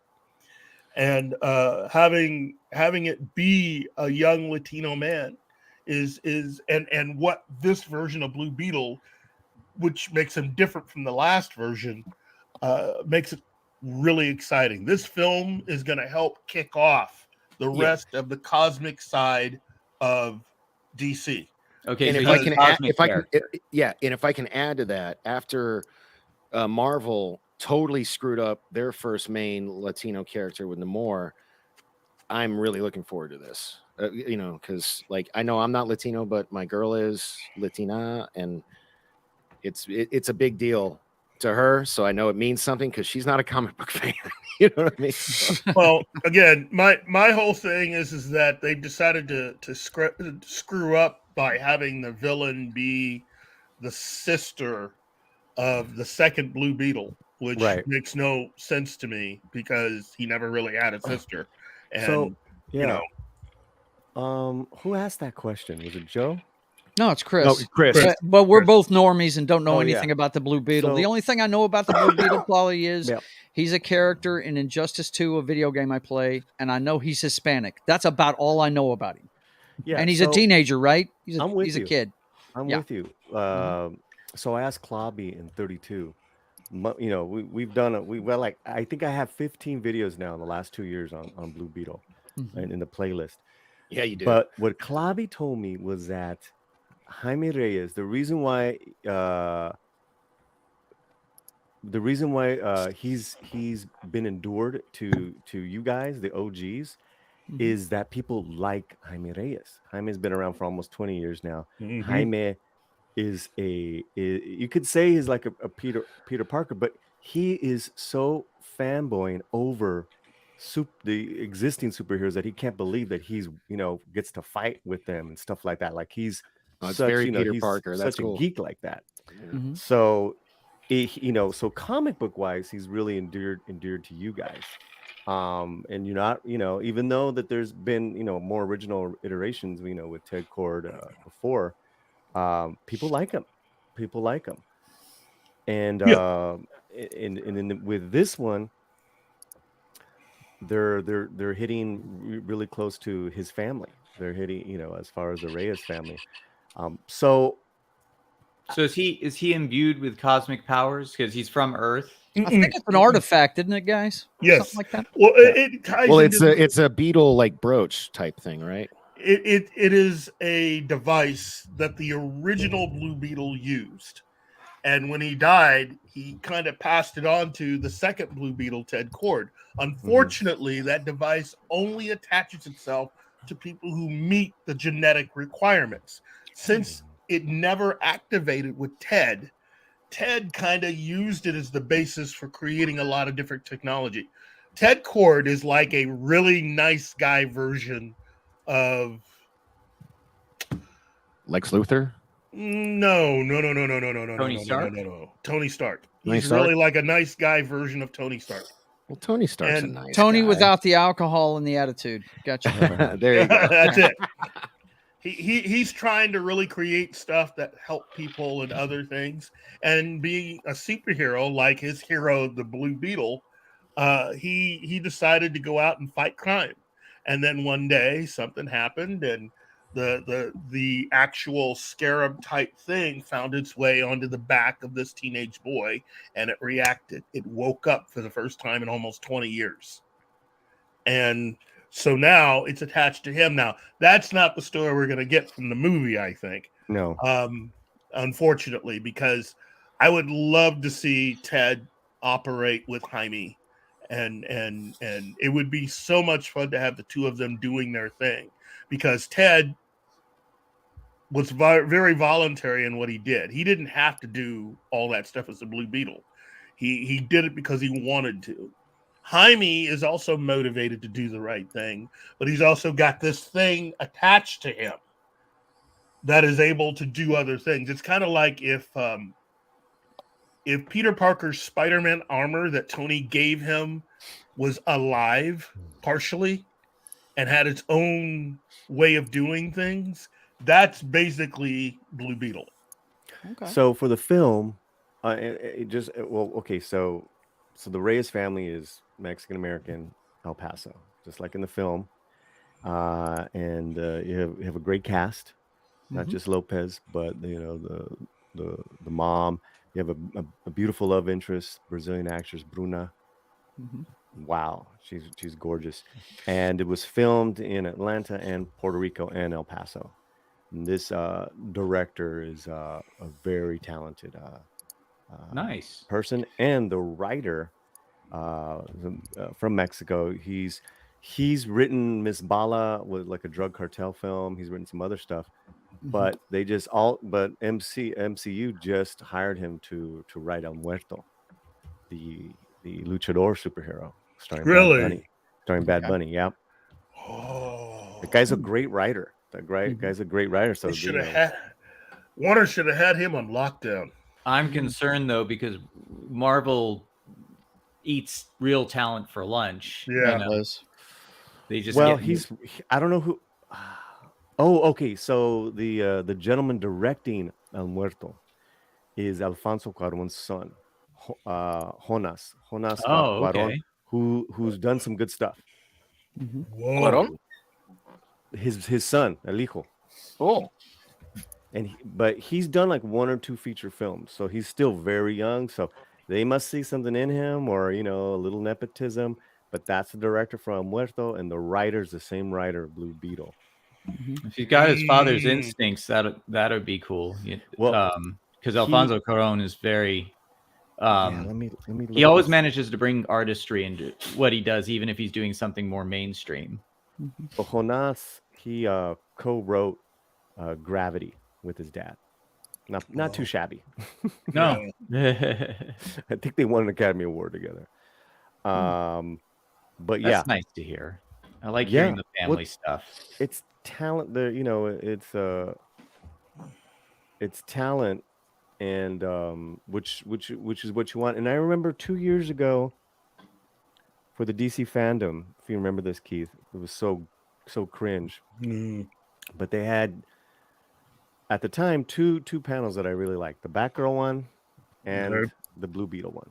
And so the Blue Beetle guys were just like just jacked. They hadn't started filming yet, but the things that they were talking about, they never once mentioned any political agenda, social items, none of that.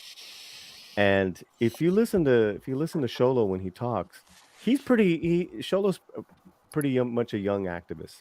He comes from that activist family, but he doesn't talk about it. As far as when he's talking about Blue Beetle, he's talking about So listen, I don't know if that has anything to do with it, if that sways you, but No.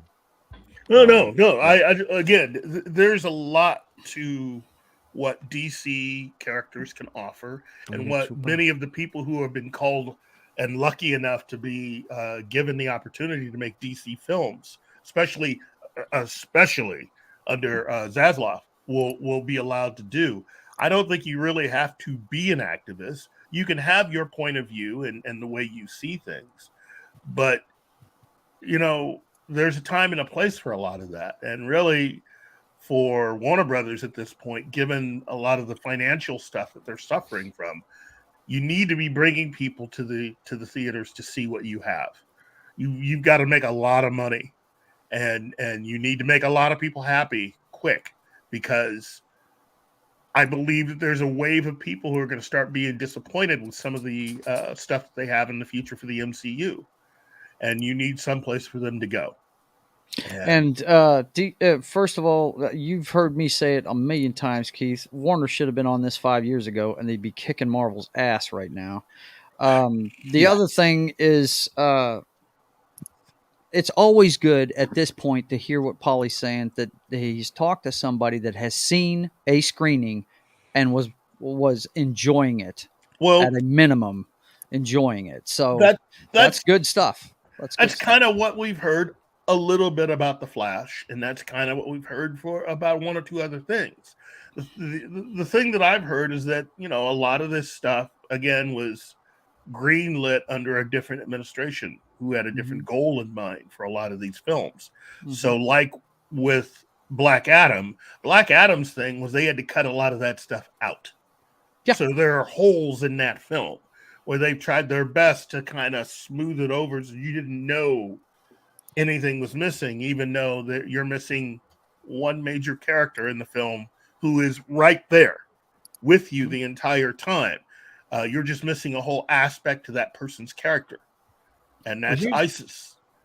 Yeah. Here's something that just interests me. I got to go in a minute, but I just, based on what Polly was saying about this being Alfonso Cuarón's son, I remember one of the things that excites me about that is if they do really work well together, then they've got the same vibe. And I just remember when it's kind of confusing.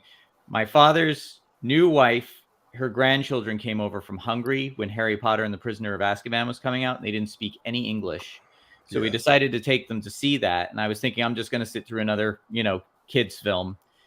And I was just so impressed with, I was captivated. I was expecting a regular, Chris Columbus Harry Potter film. And then suddenly I was kind of being brought into this new visual language. And I could see, even though these kids didn't speak any English, them responding to it as well. And it didn't take away from the commercial aspect of Harry Potter, even though I think that movie didn't do as well as the first two, but there was still a level of artistry there that made it feel like a better quality film. Excuse me. And if that is going, and again, I don't know anything about the Blue Beetle, but if something like that is going to be like a flavor in an otherwise commercial film, then I'm definitely all in for it. I'm excited by that, because I think that's, like I said, I don't know anything about his son, but that's what Alfonso Cuarón brings to the table. So that's very cool. But anyway, I got to get out of here. But thank you, gentlemen. Thank you for dropping in, Polly. Yeah. It's good to see you, man. Chris, it's good to see. Always a pleasure. All right. Take care. Have a good weekend. Bye, Chris. Hey, and if anybody's wondering where I got this amazing beanie, my mother made this for me, as well as this beautiful scarf. And if you would like to get something like it, just visit her Etsy store. I'm just kidding. She doesn't have one. She gets mad when I do this. She just only makes it for family Are you members. pimping your mother out, dude? What are you doing? No, but God, this is so soft. Oh. Let me ask you something, Paulie. Since we got you here, I got another one for you too. Do you think they're going to try and make this a Latina Black Panther type campaign with the ad campaign for this thing? Do you think they're going to do something like that? 'Cause I don't know. I'm just worried they're going to try and follow that blueprint and not really sell the Blue Beetle. You know what I mean? Well, look. Well, I mean, that's DC marketing. I don't know. I mean, how's DC marketing been? Yeah. You know, I do know that it's also there's a lot of Spanish in it. So Black Panther made $1 billion. Would it that did. necessarily be a What I'm bad saying thing is if they did that though? That was a lightning in a bottle kind of thing. I just hope they don't try and go heavy handed with that and turn. Well, what would be heavy handed to you? What would be heavy handed to you? Heavy handed to me would be just going overboard with it. No, give me an example. Give me an example. Come on. You're not gonna offend me, dude. Don't I worry know about you're it. not. I'm not worried about offending you. Yeah. Like Come on, showing the give Mexican some- flag every 5 seconds in the trailers and stuff like that. Just going heavy handed with it. You understand what I'm saying? Because that will turn certain people off. Not me per se, but I know people that would be turned off by that. Well, so that's all I'm asking. That's Do you heavy-handed, think okay. they're going to make that a focus of the ad campaign, or do you think they'll go more with the character driven aspects of it? I mean, I think he's saying. I think he's saying that if they're gonna promote the heritage over the character. Yeah. Why is that a bad thing, though? It's I mean, not. It worked for Black I'm Panther. not saying it's a bad thing. It did work for Black Panther. You're right. I'm just. It can backfire as well, though. So, that's all I'm saying. Okay, so your question is, if they do a Black Panther pro, like what you're saying, pro Mexican flag campaign. I mean, look at what they did in the comic books with, they showed different characters with burritos and tacos and stuff like that. That's what I'm saying. If they go overboard with it, I don't want to see them go overboard with it. Yes, we know the character is Latina, but these guys in Hollywood, man, sometimes they go overboard with crap and just screw it up. You know what I'm saying? I do. Yeah, I'd like to answer, but. What do you? Someone else want to say something before I answer? I mean, Well, it's all good. let me say this. I don't believe David Zaslav would allow it to go down like that. I think he wants to make something that, while celebrating culture, he also wants to help put something out there that everyone can identify with and enjoy at the same time. And there's a way to do that. Martin, are you trying to trigger me? Why? Well, I don't want to interrupt him. Why are you doing that? I don't want to see that comment. I don't want to see that comment. Take that down. Take that down. Dude, Thank you. Dude, you know he's not talking about romantically. He always sends her flowers on the chat and everything. He just have a genuine affection for your mother. You should be grateful. Man. What is this? King Sport Cow. Yeah, King Sport Cow. He's flirting with my mom. I'm like, come on, man. Not while I'm here. Anyway, I would love to hear Paulie's take on this. I would too. Yes, absolutely. Well, I mean, look, they're DC Comics, and what they did, they got called out quickly, and a lot of that shit was changed. That was different. And then they were trying to do it for Hispanic Heritage Month. This is coming out August 18th, I believe, next year. Next year, we're still in 2022. It's a Mexican American family. I don't know how they're going to if they lean in. If they're leaning in on the family, or they're going to be anti-American, you're not going to get a good audience to go and see it. I highly doubt that Zaslav would have kept it if it was. Why would it be anti-American though? Bro, I don't know. Oh, If you're sorry. saying pro-Mexican American flag, that to some people that seems like anti-American. That's I'm going off of what the example that you gave me. Yeah, that's Okay. that. So The example I gave him was that. Yes. right. Okay. So Absolutely. we're just going off of that example, right? Mhm. I don't think I don't recall Jaime Reyes being that type of superhero, like Mhm. from the Mexican superhero like El Muerto or someone else who's from Right. Mexico. Right. So that's He's not another. a Zorro level character, right? It's not that to that pitch, right? Zorro's California. Well, okay. And he was Spanish. Zorro, yeah, I mean, The you're going all normie, over the place. the normie Just over stay here, with me. Stay he's with me. Hispanic to me, Stay with me, Hispanic Yeah, man. I got you. I got you. Yeah. So okay, now saying that, if it was kind of anything like that, I don't think Zaslav would have kept it. Now, if he likes Exactly. the inclusivity of like them happening to be Mexican, speaking some Spanish, he knows he sees some money in that Mhm. because our audiences, we go in family, we go packs. The U.S. Latinos are a huge buying market. Mhm. In fact, a lot of us have gone to seen Wakanda Forever, for better or for I was worse. fixing to say they're a huge comic book bunch for So sure. I just want to think- say thanks to you up there, Polly. Mhm. I pirated Wakanda Forever, and I'm glad I did. I didn't want to give that movie any money after I watched it. Oh my God. No, I'm Yeah, I'm sorry, but after the rant that Mikey went on his channel when they got out of the movie, I was like, yeah, I can't give this movie money. But I wanted to know what I was talking about when I was talking to my friends about the movie. You know what I mean? So whatever. I don't condone pirating. Whatever. I don't look at you. Exactly, Powers. Mags. That's the kind of stuff that. Anyway, I think Paulie, was- finish that thought, Yeah. please. Sorry.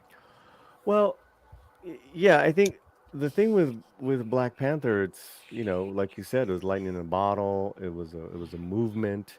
All movements begin and end. I think it's really ended with what they did to Wakanda. It's like a total, Mhm. 360, and not in a good way. Mhm. I don't see them doing that with this film. I just as far as the marketing. Yes, that's what I'm talking As about. far as the marketing, Mhm. could it be? How do you market a character like Blue Beetle though? Because so many people don't know who he is. Like what? Like I just it's show going to him be how like a badass Guardian. he is. It's going to be like a Guardians of the Galaxy thing in a way. Okay, well, I mean, Sholo is in a lot of circles is very popular, very well liked. Kid star of Cobra Kai, so there's that. Mhm. He's a lesser known superhero, but it's a Latino one, and so there's going to be an automatic. There's going to be audience that for side of it. Yes, absolutely. Then if if from what we're getting that it kicks ass as far as the action sequences and all that stuff, and you got Lopez and comedy. I was fixing to say Lopez is going to be a big selling point for There's this a flick. lot. Hey, There's a lot of great. It's already in there. Some of those things that I mentioned that are easily marketable. I mean, Yeah. Lopez right now is celebrating like a resurgence of his career. He's got his TV show. He's got a record label. I mean, there's so many avenues for this movie to be marketed. No, I love cheaply. George. Yeah, I Fairly love George cheaply. Lopez, and you Well- compared him to the dude from Ant-Man, the Michael. Danny, Pena, right? Danny, give me a second, please. Sorry. John is regretfully having to leave us. Yeah. Oh, thank you for coming, Polly. It's great to see you. Thank you, everybody. I'm getting ready to head to Springfield, but I need to do safe. some errands Yeah. before I leave, so I need to leave now. So I will see you guys hopefully this afternoon. If not, I'll see you tomorrow. Whoa, Be please, safe. please. I will. Be safe. Take care, brother. Bye, Good John. to see you. Bye. All right, Polly, please continue if you're still here. I know, Yeah. I don't know. No, I'm here. The thing is, Keith, I had what we were me and Gary were talking a lot from Nadrotic about a lot of things. He's an exceptional guy. I love him to death. And to vibe off of the guy in person, stand up dude. But we were talking about race swapping, and we were talking about Zorro. Mm-hmm. You know, the fact that Banderas, if he got to cast, he would cast Tom Holland, like he would pass down the torch. And I said, listen, if you want more race swapping, cast Tom Holland, because what Hollywood's going to do is that they'll keep changing the origins of other characters to make them Latino. And look how that turned out for Namor. You gotta have Zorro. You gotta have in my opinion, Zorro's got to be played by a Latino actor right now. It's got to. Yes. I have something to say about that, Polly. Sure. Not a Latino actor. Zorro must be played by a Spanish actor. Don Diego de la Vega is a Spanish character. His origin he's Spanish. He comes from Spain. No, he doesn't. He was born. He was born. He was born in Spanish nobleman. He studied in Spain, but they're Californios, which is a big difference. Well, they're under the crown. Can I ask a question? I don't know anything about why this whole. You just said Antonio Banderas said that Tom Holland should be Zorro. It's like, is there a link or something? So I don't have to bore everybody. Well, I've never heard of this. He was asked a question, I think, during press for Puss in Boots, I think it was. And they had asked if, he were to do another Zorro movie, who he would want cast to be the new Zorro. And, well, I should say if he would be interested in making another Zorro movie.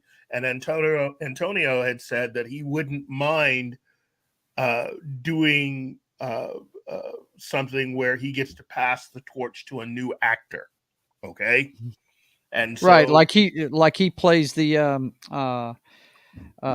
Anthony Hopkins character in the next one. Yeah. Right. Yeah. Pass it along. Yeah. So he was asked, it then came down to, well, then who should that be? And because of the experience of working with him on Uncharted, he liked Tom Holland a lot. He liked his energy. He liked the way that he worked. And for those that don't know, Tom Holland actually does some really good stunts. He's a Cece just made me watch that the other day. I hadn't seen Uncharted until maybe about like a week ago. Yeah, and we were joking because like he's basically Spider-Man without the suit in that movie. You know what I mean? Like the way I think he's a little too earnest in that respect to have played the lead in Uncharted. Yeah, the guy that played his mentor in it, Wahlberg, should have played the part. Really? Yeah. See, I would believe him, but I get it. I get it because Tom Holland, at least for a younger crowd, he impressed Antonio Banderas. Yes, obviously. Yes, but I mean, again, there's a lot of different things out there that I think could use. I think the internet would melt down if Tom Holland became Zorro. The world, would implode. I'd hate it. I wouldn't go see it. That's for sure. Well, let's. What's Polly's take on it?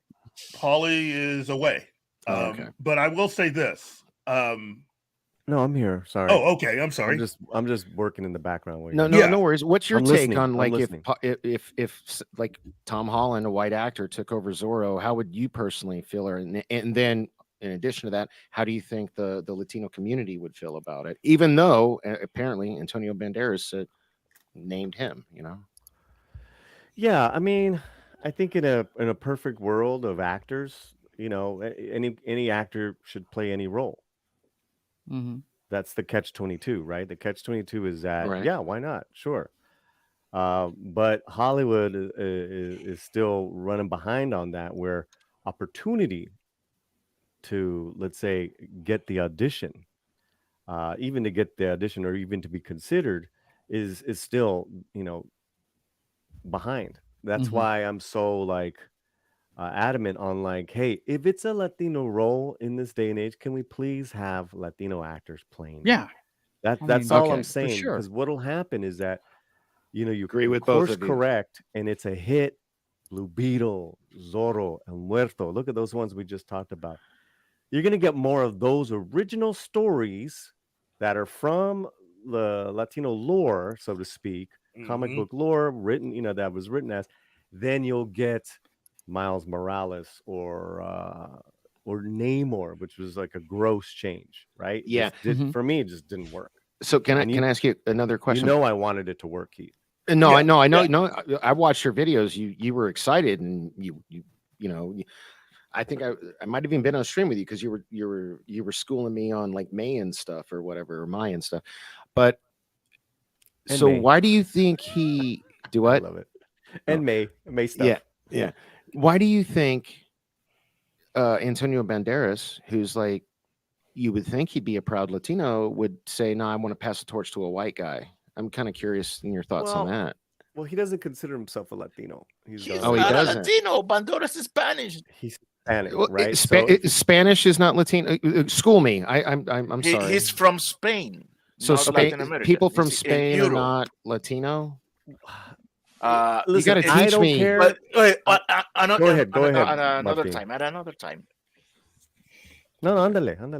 Habla. Well, Latino really comes from the Latin language, or the Roman language. From the Latin language, many other languages pro like French, Portuguese, Spanish. Then the Spaniards came to America. You got to remember, my girl's Guatemalan, so I'm like, I just kind of. This is going to sound terribly racist. I just kind of group them all. Dork. We will talk about this with more time at other moment. All right, fair enough. All right, sorry. I just don't want to be. I don't want to be Dork. Okay. Let's continue with the show, please. Yes, Keith. Sorry. If you have something to say. No. Was Polly still going? Polly is our. Oh, you had another thing you wanted to share with us, right, bud? Yes. Penguin. Oh yeah. So let me see. Am I on? I will just say. I will just say this, guys. The problem. So I think Banderas' take was a little out of touch with, with especially someone who's played a Mexican several times over his career, which is why it's a lot of fucking gall, and that's why I went off on him in my video. He's played Pancho. He played Pancho Villa. He played a fucking Mexican revolutionary. And I loved him in it. Share your link. I haven't seen that. Banderas. Okay? Share your link about bro. this. Hold on. Hold on. Please. The Cortez family, Spy Kids, Mexican American, Desperado. In walks the biggest Mexican I've ever seen. Big as shit. That's so a man who's built his career on playing Mexican, Cuban, Chilean. I mean, he's played like a lot of Latino characters. For him not to consider himself a Latino, I don't know what. That's all on you, Banderas. I still love you, but we're not. We're not doing this anymore. Let Zorro be played by J.D. Prado from Mayans MC. I gave examples of Diego Boneta. Here's the thing: if we're doing Zorro's Banderas Zorro, he's not a De La Vega, he's a Murrieta. What I mean by that, his character in The Mask of Zorro, Legend of Zorro, he's a Mexican. Again, he's a Mexican. He's not even he's a Murrieta, meaning Alejandro Murrieta was the brother of Joaquin Murrieta in the movies, right? You remember Anthony Hopkins took him under his wing. Okay. Murrieta is in this iteration is Mexican. But Anthony Hopkins was the first Zorro, and he was a De La Vega.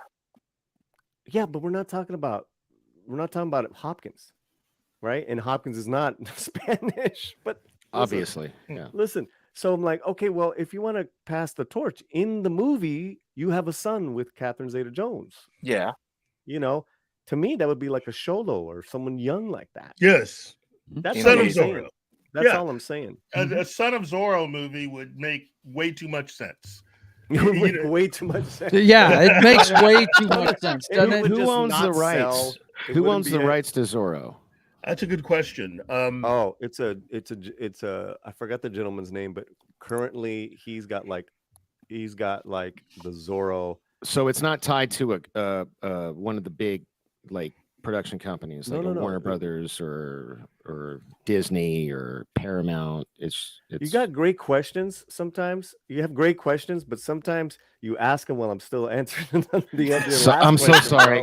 I'll mute myself. I'm sorry. It's owned by one gentleman, the property, but he has leased it out to at least a half a dozen development deals right now. There's like a that's another thing. There's a half a dozen Zorro developments out there, including Robert Rodriguez's sister, Wilmer Valderrama, and a couple of others.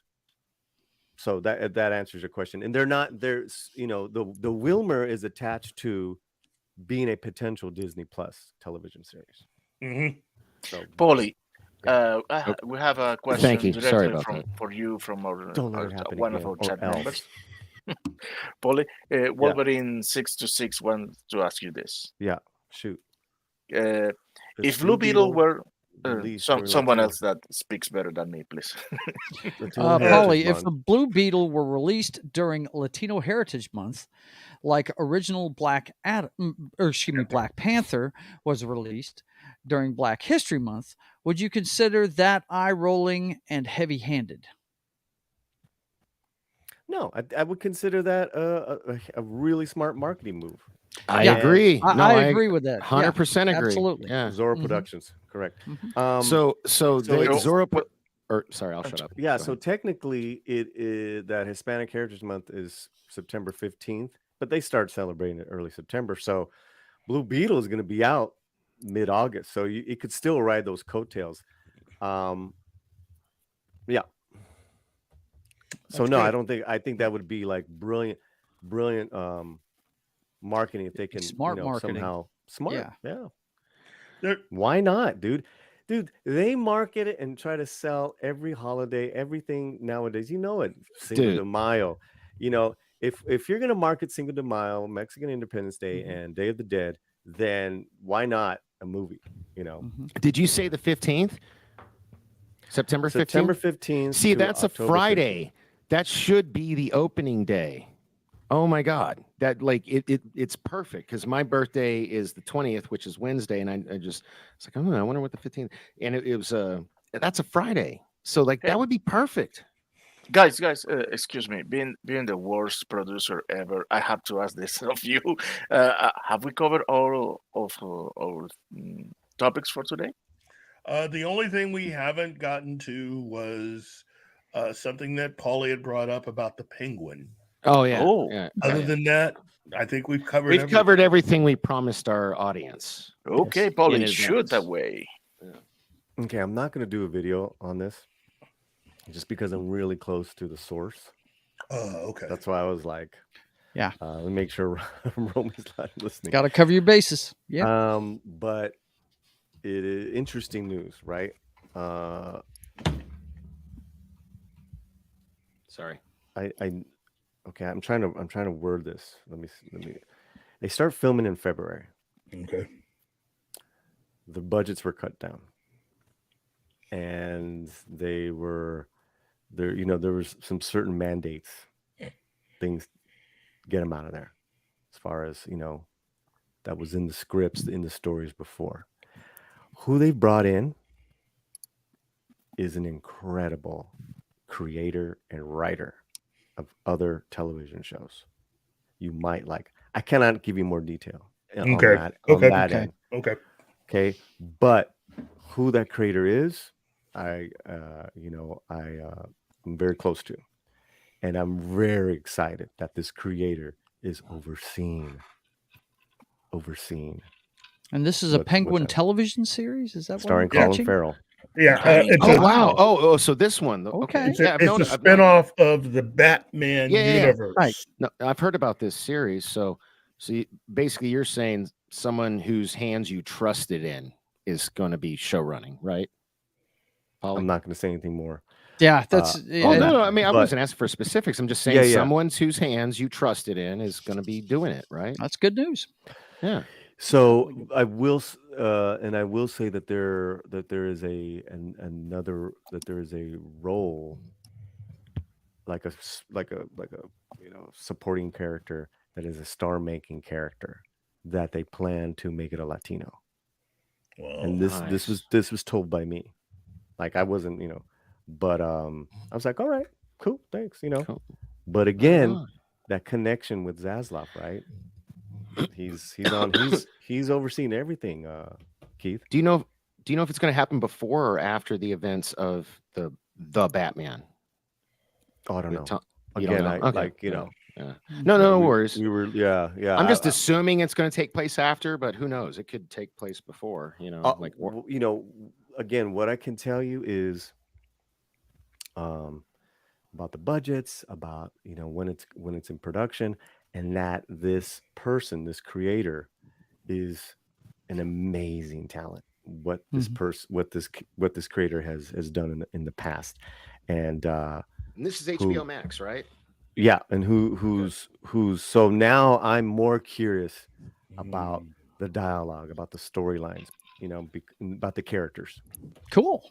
Well, no, thank you, man. No, now I'm more excited than I was before. It's just more proof that Zaslav's making the right decisions. Hey, man, that's what I'm hearing. we need to make a shirt. Like, we have a shirt that says "I believe in Mikey Sutton." We need to have a shirt that says "I believe in Zaslav." Right. Well, look, I think ultimately what it's showing is that there actually is a plan, and that really Warner Brothers. Okay, so Wolverine says it's after the Batman. Okay, that's cool. That Zaslav and really the entire team at DC Studios really want to try to get this right, and that's great. That's great news for everyone, all us fans, everything. So much. So, hey guys, we're Flash movie. So much hangs on the Flash movie, man. So, really they made a big deal about it the other day. We're at the 2-hour mark, and now that we're doing the radio thing, I mean, I would go for I know. I know. Yeah. I was going to try to wrap this up. I was going to, thank Paulie first and foremost for coming thank on you so much, Paulie. That was greatest, bro. Thanks for bringing us that info. Yeah, appreciate it. Seriously, love you, man. Thank you so much, man. Thank you. You and we still need to get together and do something soon, man. He's still giving me shit. Yeah, sure. Yeah. Martin, you owe me a video. Yeah, I know. I know. I know. I was hoping you don't remember. and I'm being scolded in public. Oh my God. I called you out, man. Thank you again, Paulie. Thank you so very much. No, I mean, I was like, oh man, dude, Keith would love this info. Oh, I love all the info you give us. You are always just like on it, dude. That's what I love. No, and I just love talking to you, man. I love all of you guys in here. Like Martin, like everybody except for Paulie, actually. And I. Oh no, actually, Keith, me and Martine and Joe and Gary and a couple other dudes that aren't here right now. Like, we all have like each other's phone numbers, and we talk on a regular basis. And no, I love that you guys invited me into this community. I've made new friends. This is awesome. And keep giving me shit, Paulie. I love it. Let me ask you something, Paulie, real quick. Dork there and I are working on a wrestling show. Do you watch AAA? No. Okay. No, I'm not into wrestling at all. Okay. No, I'm not. No, I like the real thing. I'm into UFC. You're into UFC. Okay. Yeah. See, I'm into boxing. I do jiu-jitsu, so I'm like, oh, do you? Oh, that's your bag right there. Yeah. Mm-hmm. That's great, man. That's great. I've always liked boxing. That's my second favorite sport next to football. I just screen capped this. I'm going to ask Cece if she'll give me permission to have a mustache again if I do it like yours. To wrap it up. Sorry. Sorry. So can't help it. Paulie's here, man. I know, right? Like, come on, man. I do get that. But we do have to wrap things up. So I want to thank Joe, Danny, Martine. I want to thank everyone in the chat. You know what? I can't really thank everybody individually because we are over time here. So I just want to say thank you for giving us your time and allowing us to come into your homes and entertain you. So for Gary and myself and the rest of Pop Culture Minefield, you have a good day. Hey guys, thanks for watching Pop Culture Minefield. If you've enjoyed the show, please make sure to like, subscribe, and don't forget to click the bell icon for updates on our shows and channel. Also, please leave a comment, and we'd like to know what you thought of the episode, as well as letting us know if there's something you'd like us to cover in a future episode. Don't forget that you can become a member of Pop Culture Minefield now. Make sure to visit our membership page and merch store at popcultureminefield.com. You you can always find Pop Culture Minefield on Twitter, Facebook, Instagram, YouTube, and Twitch.